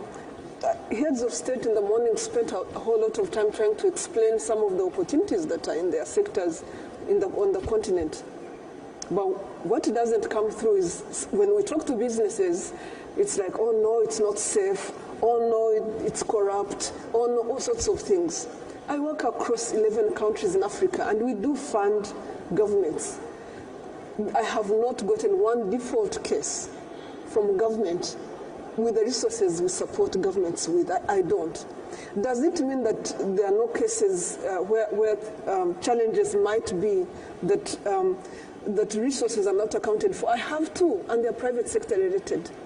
So the idea of being able to invest in Africa because it's the right investment place is something we need to keep helping private sector understand. There's also the whole idea of what do they invest in? Nobody invests in need. Africa has a lot of need, but nobody's going to invest in that need. Businesses invest in opportunities. So what my institution does is also to understand how we can catalyze those opportunities from the ground. We support local businesses to create an ecosystem that delivers for services to farmers, that farmers can uptake seed, that farmers can uptake fertilizers, that farmers can have markets. Only then can businesses come in because there are opportunities that are being created on the ground. We support farmers with an ecosystem of last mile distribution networks, extension, so that they too can be part of what businesses are trying to do. So it's really, really important that in each case we try to help connect the dots, bring people together. When a business tells us that they are struggling with the country in terms of we are not being paid or this policy is not working, we consider that our job to help governments understand what businesses are struggling with and how they can make their life better. But it's extremely important that businesses do understand that Africa's economies in agriculture sector is anchored around smallholder farmers. And so it must be that we give value to farmers as well. We can't do business at the expense of smallholder farmers. So that's something also we try to help businesses understand. And I'm very happy to say that we have John Deere here, but one of the businesses we're trying to do in Africa, we've invested in a small company in Africa that is now creating partnerships across 5 countries, reaching 630,000 farmers, and is looking to reach any farmer that is looking to mechanize. On their own, they can't do it. With John Deere and big investments and big capacity and machinery that they are bringing on board, they can reach thousands of farmers. But this business would not have been possible without a small investment here and small support coming from institutions like AGRA, but also taking away, being able to be in place and take away that discomfort from the system of ensuring that the policy environment for mechanization to be in place, to work is in place with governments. So we really want to make sure that businesses understand that Africa is ready for businesses. They understand that we institutions like ours are in place to make sure that businesses fail less, because we can work with governments to ensure there's a neighboring environment. And we also want to make sure that businesses have an opportunity by working with us to understand the ecosystem of small businesses and smallholder farmers and be able to give value through these through these institutions, because models exist in Africa that can deliver for them.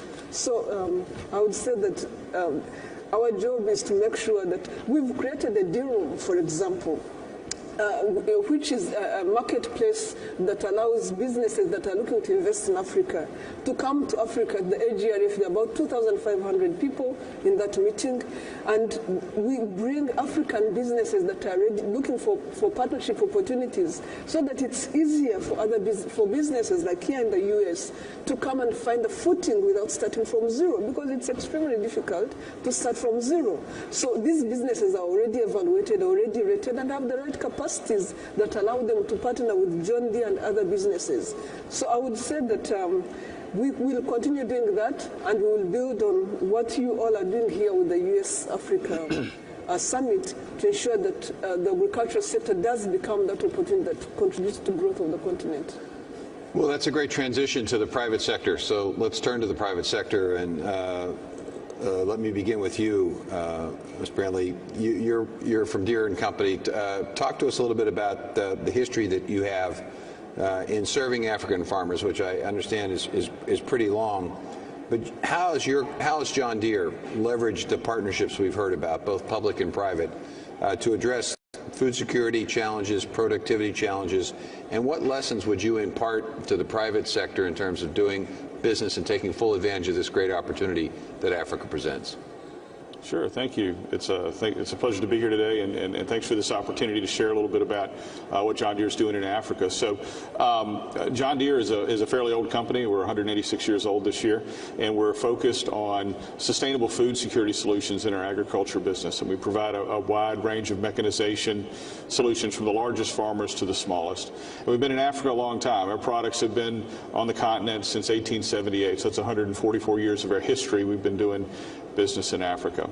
And when we look at the opportunities and the needs in Africa, one thing that's really clear in agriculture is that any part of a sustainable solution for both food security, employment, poverty alleviation, it involves agriculture with smallholder farmers. And so we focus a lot on how can we work together with partners to find ways to bring innovative and new solutions and business models and technology to address these opportunities. So maybe just a couple things around the partnerships. First, we work with both public and private partners, and I think that's really important. One of our public partnerships that we're so proud of is with the government of Oromia State in Ethiopia. It's a PPP with Oromia along with their local dealer in John Deere. And everybody brings something listen to the table. The government there has been really great to work with. They provided a facility where we were able to set up our first tractor manufacturing plant in Africa, there in Aramia. Our local dealer is providing the training and the support and the parts service and everything it takes to keep things going. And we're providing a full suite of solutions of tractors, combines, implements, and technology solutions in order to help the ecosystem go forward. You know, we started this back in 2017, and already more than 2,000 tractors have been delivered. That's created more than 6,000 jobs in the economy of tractor operators, technicians, parts people, coordinators. But more importantly than that, they're serving and offering vital mechanization services that were not available before to more than 20,000 farmers in Ethiopia, and that's just really going great. You know, we also work with other institutions like USAID and their Feed the Future alliances. Those types of projects have been successful, and we're looking to continue to build on those going forward. From a private standpoint, one of the ones that I've been talking a lot about this week is with Hello Tractor out of Nairobi, Kenya. They're a technology startup that has a software as a service that works with farm equipment to connect smallholder farmers and contractors to make it seamless and easy and more effective and productive to make mechanization services available. That's been a great partnership, so good in fact that we made an investment in Hello Tractor earlier this year, first investment in a company in Africa. We also work with a number of other partners like Corteva in places like Zambia and other areas where these private partners help bring that local knowledge, they bring the resources, they bring the connections to help unlock the value in these ecosystems. What do we learn from all this? I think it's pretty simple. One, you need a partner, and you don't look at it as something that you have to do or you reluctantly do it. You start with it's going to require a partner to achieve the very highest levels of success in Africa, and that's a good thing because there's a lot of really fantastic companies, large and small, to partner with in Africa. Number two, you have to have an experimental mindset.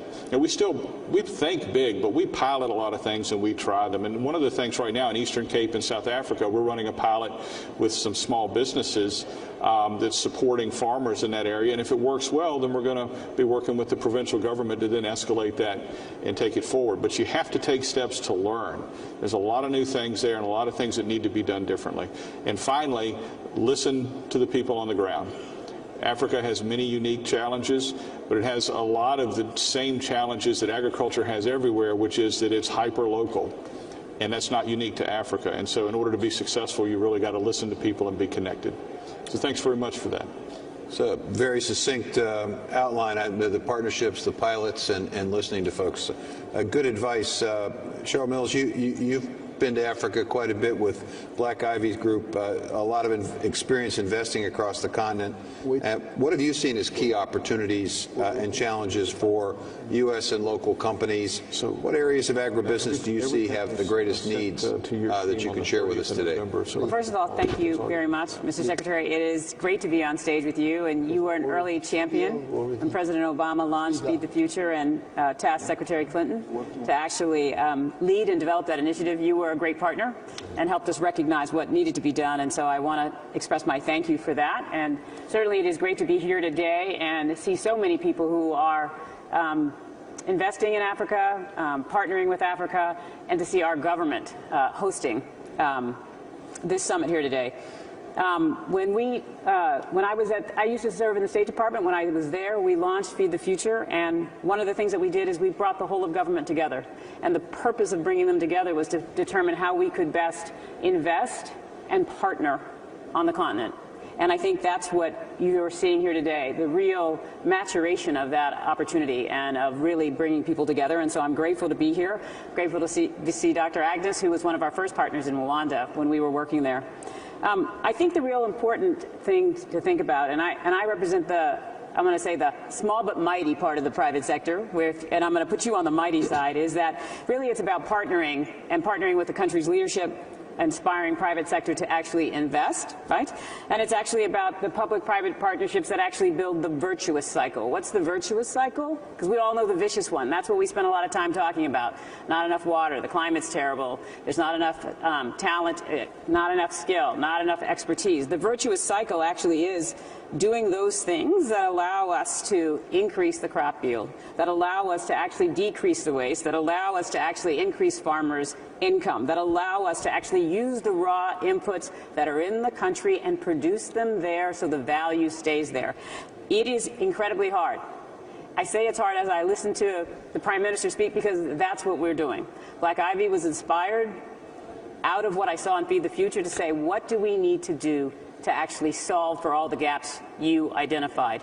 How do we actually go about the process of actually ensuring that we can produce here, that we can actually ensure that what we produce here can create value here? And then how do we actually go about seeing how that can create world domination for the countries in Africa, right? Just a little bit of that. So we actually started by launching a cold chain logistics platform. Why? Because when we were there, we saw over and over again that you cannot get value out of the crops without having a temperature control platform. Little did we know that it would also mean that 5 million doses of COVID would actually be able to be delivered because we had an ultra cold temperature platform. But that was the beginning. What was the next step? Food production. We started food production, and in fact, I have my colleague here, Steve Carleon, who's been helping us lead the production that is around bread, meat, and potatoes. Why potatoes? Because everybody loves French fries. Everybody loves French fries all around the world. There are companies generating $3.5 billion in revenue every year for French fries. They are doing it on the continent of Africa. They are sending their frozen fries, which are great, to Africa. We're committed to using Kenya's potatoes to produce the outcome of a $3.5 billion company that is actually driving it. So we hired an expert from McCain, the know-how that President Ruto talked about. We have actually more than 200 Kenyans who are producing, and they have gotten certification for their facility for Yum, one of the more global standards, to produce the fries. What do we want? We want fries and everything else produced in the country. We want them to be distributed using temperature-controlled platforms that allow them to get where they need to go. And in the end, we want not just the Continental Free Trade platform. We want the world to be able to experience what has happened in the past. Africa has been instrumental in driving other people's economies with its natural resources and its human resources. We get the chance, right? Africa and the countries there should have the chance to be able to feed other people's children and to drive its own economic progress. So those are the kinds of things that we're committed to doing. Those are the kinds of things that I think can be done. I do think it takes a lot of work, and it takes thinking about every step in the value chain. But with the kind of public-private partnerships that are there, not only in what you can find with AGRA, but also in the leaderships of these countries, and the private sector that's on the ground, on the partners that you spoke about, the transformation of these economies, it's waiting. It's there. It can happen. And we're certainly committed to doing our part. Well, I think our panel today has been quite instructive.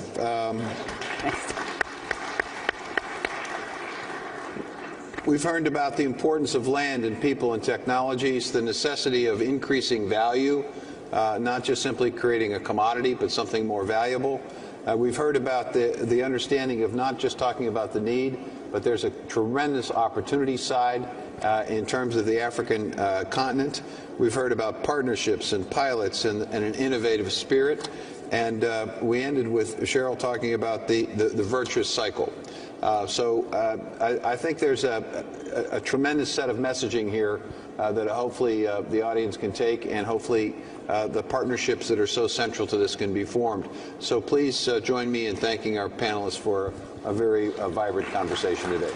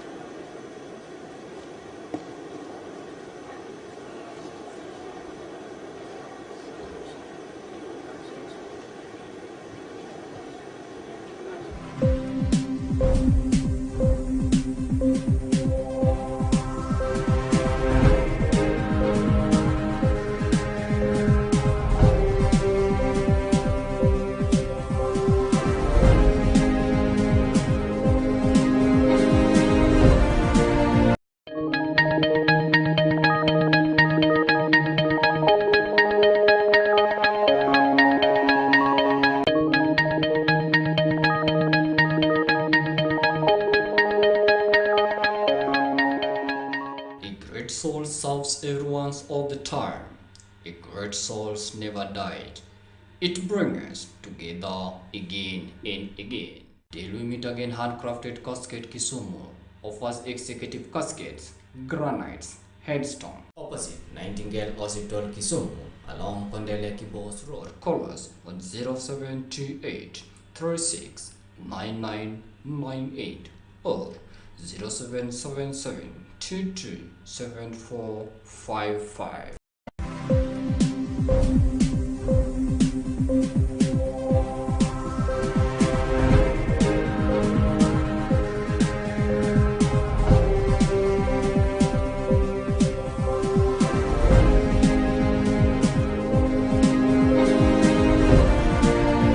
The Honorable Eno Ebong, Director of the U.S. Trade and Development Agency. And our panelists, His Excellency Hage Geingob, President of the Republic of Namibia.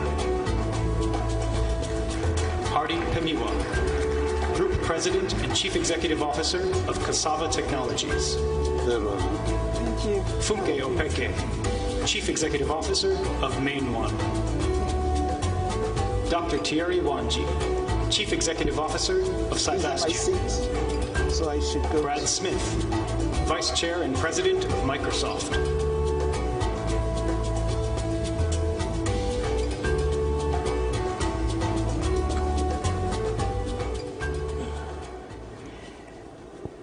Good afternoon.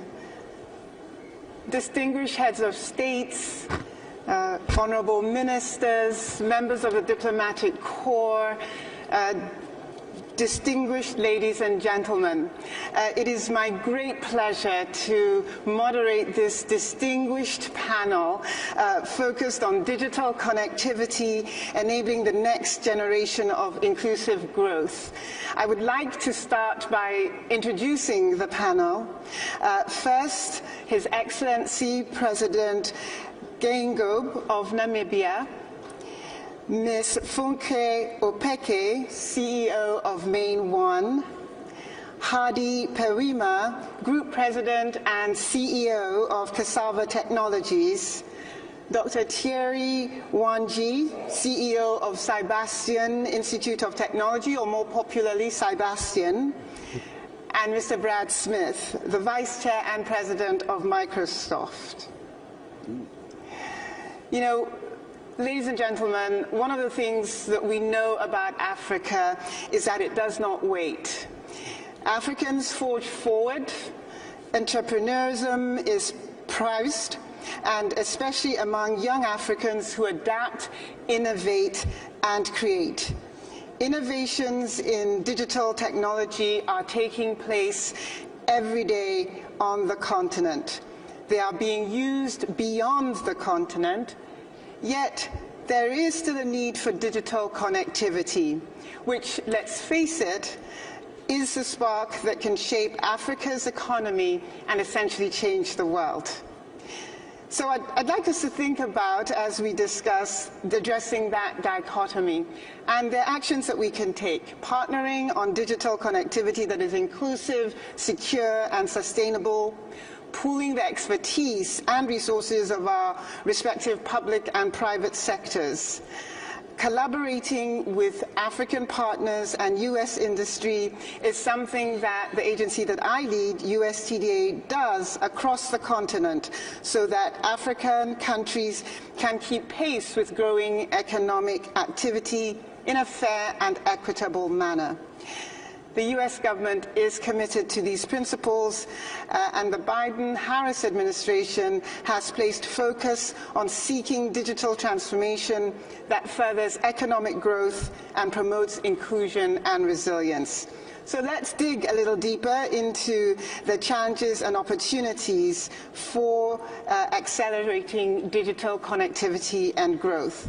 And I would like to start with you, President Geingob, and really talk about it in a bit of a regional sense, so that in Southern Africa, we have seen an emphasis on the importance of regional expansion and connectivity, which is also having an impact across the continent. What can Africa do to promote regional or cross-border connectivity? Thank you very much. It's a great honor for me to be here to participate in this session. I'm also happy to have been invited to participate. It's the first time that we have such a big African presidents and US people interacting. That's already our connectivity. So I'll start from my own country. It's a huge country. You must first connect there.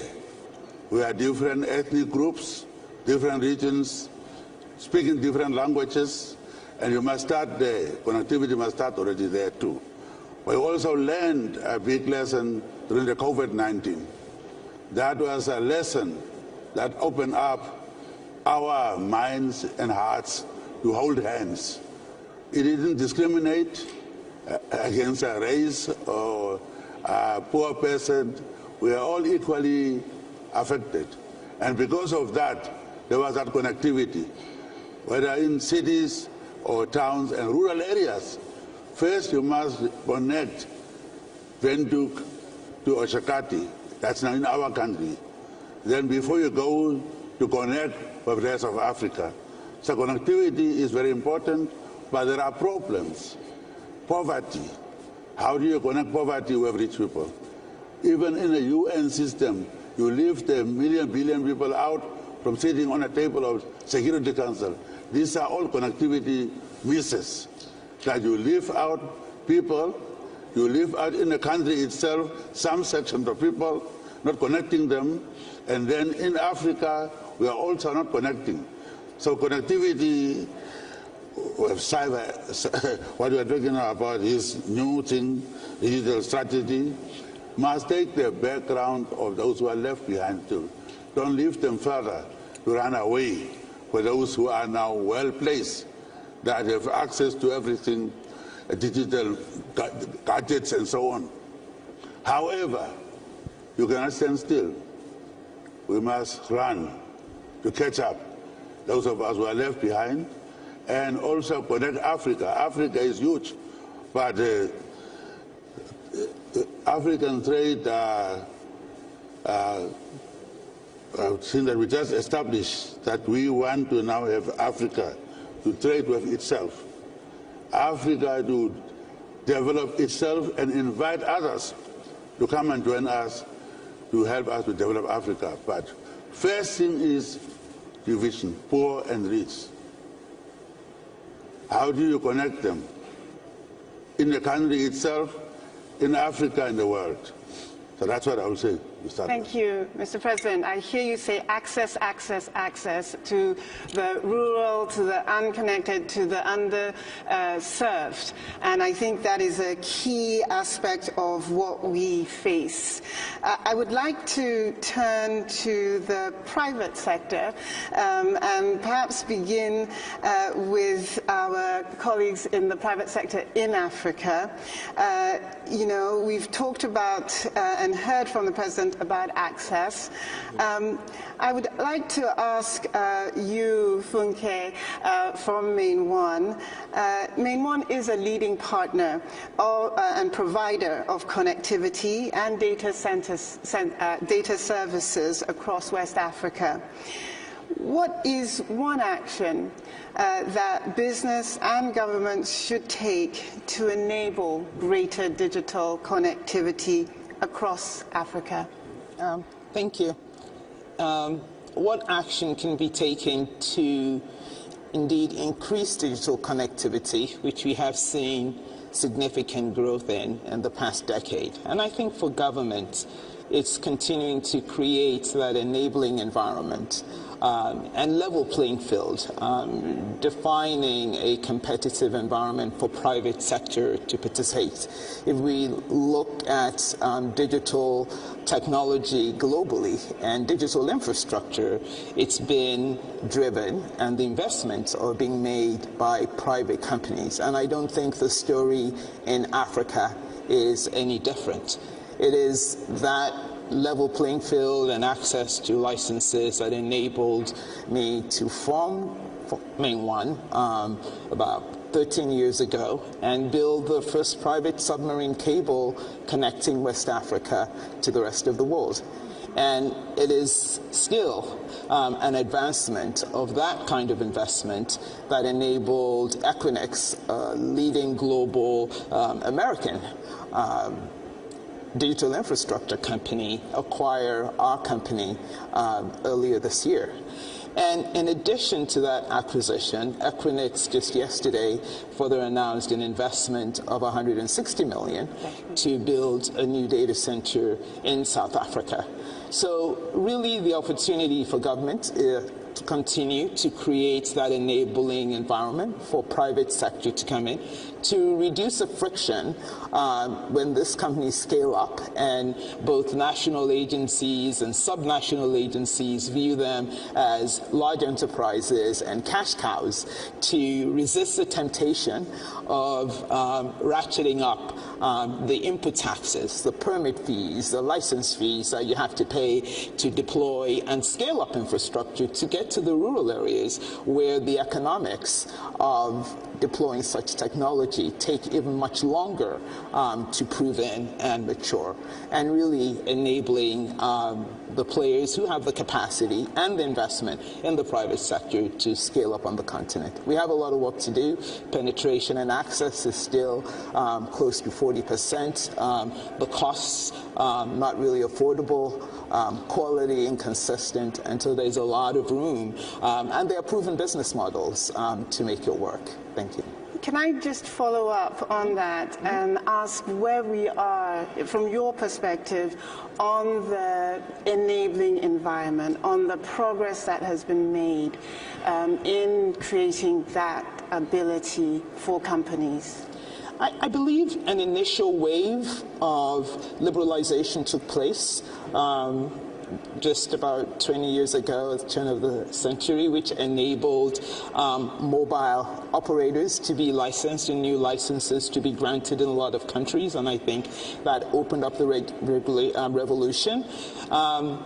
And we've been building on that. However, I think as the companies have grown and governments have seen the scale of the operations and the impact, the enablement to go further, to go beyond the high net worth areas, the large cities, into the rural areas, to really build those next models that bring scalability and ubiquity across the continent, I think have been a little slower to develop. And we need to develop those frameworks to make the investments that have been made pay off for more of the citizens on the continent. Thank you. Thank you for that. And sort of going to the other end, but enabling environment is going to impact these group of people as well. And I'm talking about the many young aspiring entrepreneurs, Hadi, and I'd like you to talk a little bit to that. You know, Africa's digital sector does have many young aspiring entrepreneurs. What advice would you give to Africa's tech startups and to the governments that wish to foster their growth? Great question. Thank you very much, and thanks for having me. I think the African youth are not a market segment. They are the market. And that's the starting point. You know, in 2030, 4 out of 10 youth in the world are going to be African youth. You know, already 60% of our population is below the age of 25. And the key issue really of our time as government leaders, as business leaders, is how to create youth employment. Because if we don't create jobs, what should be a demographic dividend could turn out to be the biggest demographic disaster that Africa has to contend with in the next couple of years. So really the advice for tech startups, I think we have to start from the fact that the underlying digital infrastructure, for the most part, has been built. Our colleagues in the mobile industry, where we come from, have done a good job at improving connectivity generally.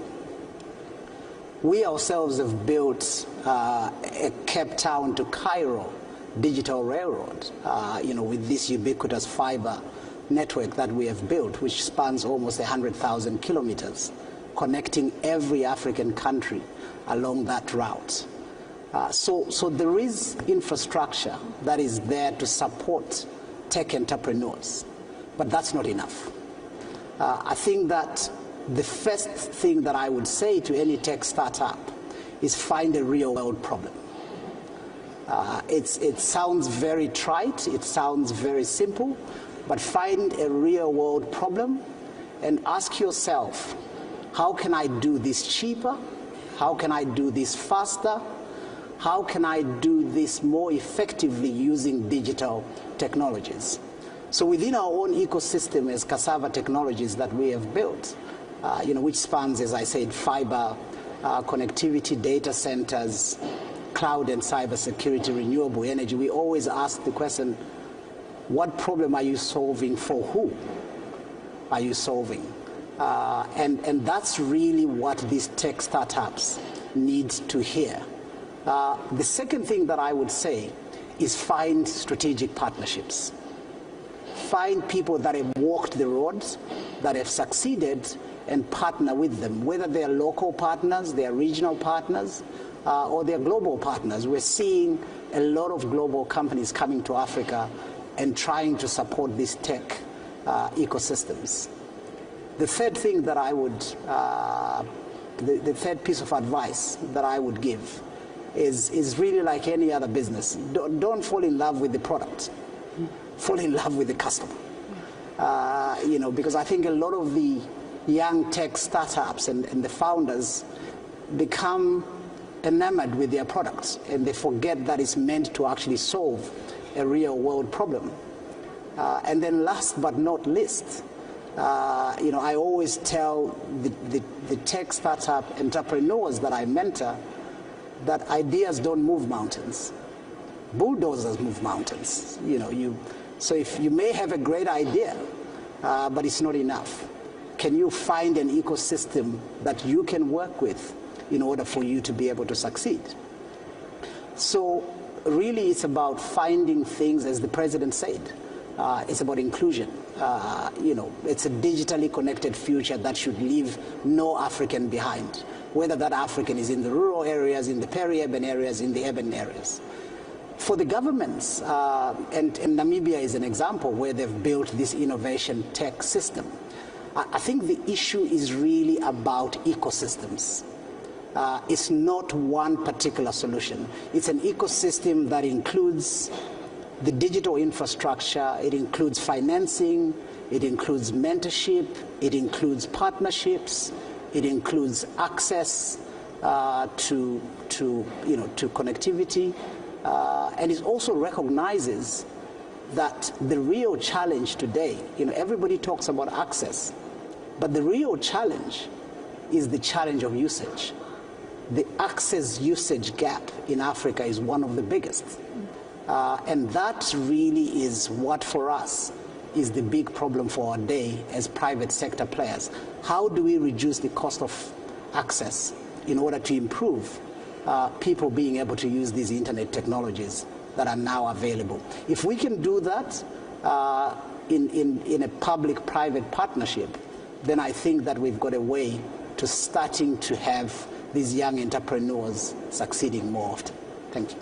Thank you so much for that, Hadi, and bringing to the core, to the center, the human element of all of this, which is your customers, which is understanding the problem that you are solving for, which then technology can assist, and reiterating the President's comment on inclusion. So staying on the entrepreneurs a little bit longer, Thierry, I wonder if you have a similar view. Coming from Sebastian's perspective, made significant advances in Africa as a diaspora-led business. So can you share a little bit your secrets for a diaspora-led business looking to enter the African markets? Thank you. Thank you for the question. Indeed, working in Africa is not always easy. But I guess as leading a diaspora-led company, we have a pretty good understanding of the business landscape. But more importantly is the type of business that we are doing in Africa. We're working with public sector, but we're working in a PPP ways, public-private partnership, not in the sense where we're coming to invest. Yes, we're coming to invest, but we need the public sector to help us out.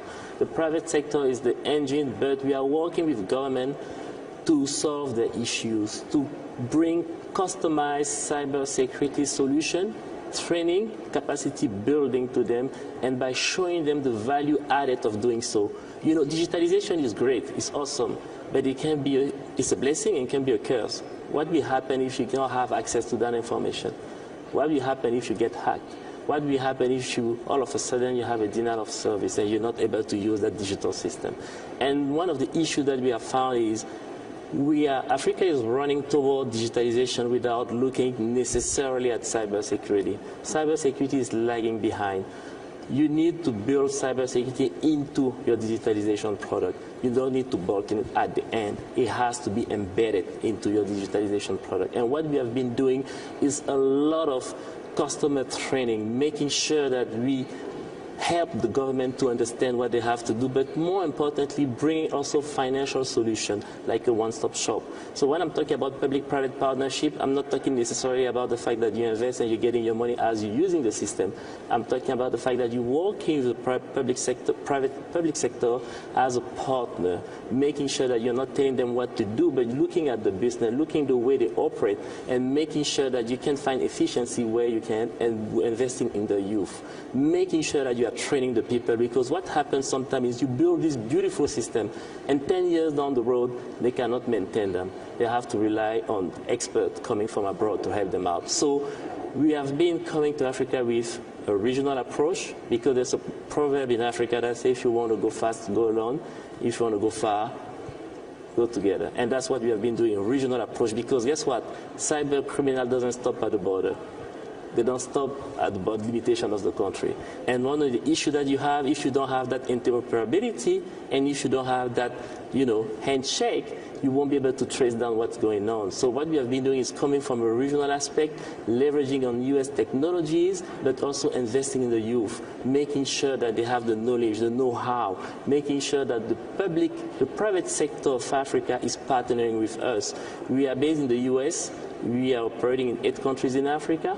And in every single country where we operate, we have local partners that we find to work alongside with us, to support the government, to make sure that when we left, they are able to work, maintain, and sustain the solution that we have been putting. It's not easy, but it starts by investing in the youth, working very closely with the government, training them, building capacity where you can, but more importantly, not dictating them what they have to do, working with them to see where they want to go and making sure that you can get them where they want to go. Thank you for that. So adding to the conversation, the skills, the digital skills, the training, the capacity building, and a partnership that is understanding what the needs are. So I'm gathering all of the ingredients here, and you're well laying them out for us. I would like to turn to Brad Smith. Microsoft has been doing some really, really important work demonstrating commitment to building a technology workforce. So achieving digital transformation in Africa requires a foundation that includes affordable, accessible, and reliable infrastructure and advancements, as we've just been talking about, in human capacity building. How is Microsoft working with others on the continent to grow this foundation? Well, it's a question that gives me the opportunity, I think, to build on everything else that you all have heard, because I think you've heard so many of the building blocks. What I would do first is step back. I think there's a vision that we all share, that by the end of this decade, that every person in Africa would not only have connectivity and access, but usage, so well put, in ways that are really benefiting their lives. Now, there's some key gaps we have to close. One is when you think about connectivity. Today, there's roughly 450 million people in Africa who do have access to the internet, 850 million who do not. So that's the gap we need to close. The one dimension we haven't woven in yet that I also think is important is that there are also 600 million people in Africa today that do not have access to electricity. And fundamentally, it's really hard to expect people to get ongoing beneficial use out of the internet if they don't have easy access to electricity, whether it's a laptop or just to charge a phone. So we need a connectivity strategy and an energy strategy that come together. The good news is that I do think that there is immediate opportunity for investment and for trade and for sustainable business partnerships. That's what we're focused on. That's what we've been building across Africa. That's why we've announced this week a new commitment to bring broadband connectivity to 100 million people across Africa in just the next 2 years. And I do believe it's achievable. It's bringing together, first and foremost, different companies that each have an opportunity to have a sustainable revenue stream and fill in a piece of the puzzle. In some ways, it starts with backhaul broadband connectivity. That's why we are announcing with Viasat, a satellite communications company, backhaul access that will reach 5 countries in Africa.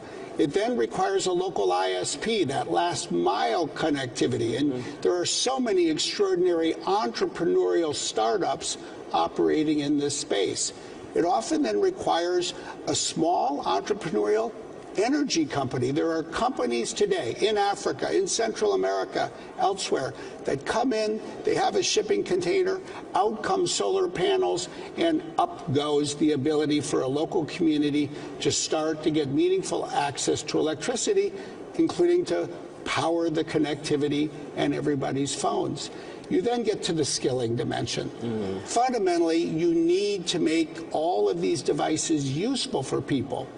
And I think a lot of that comes down to education, healthcare, and especially digital payments.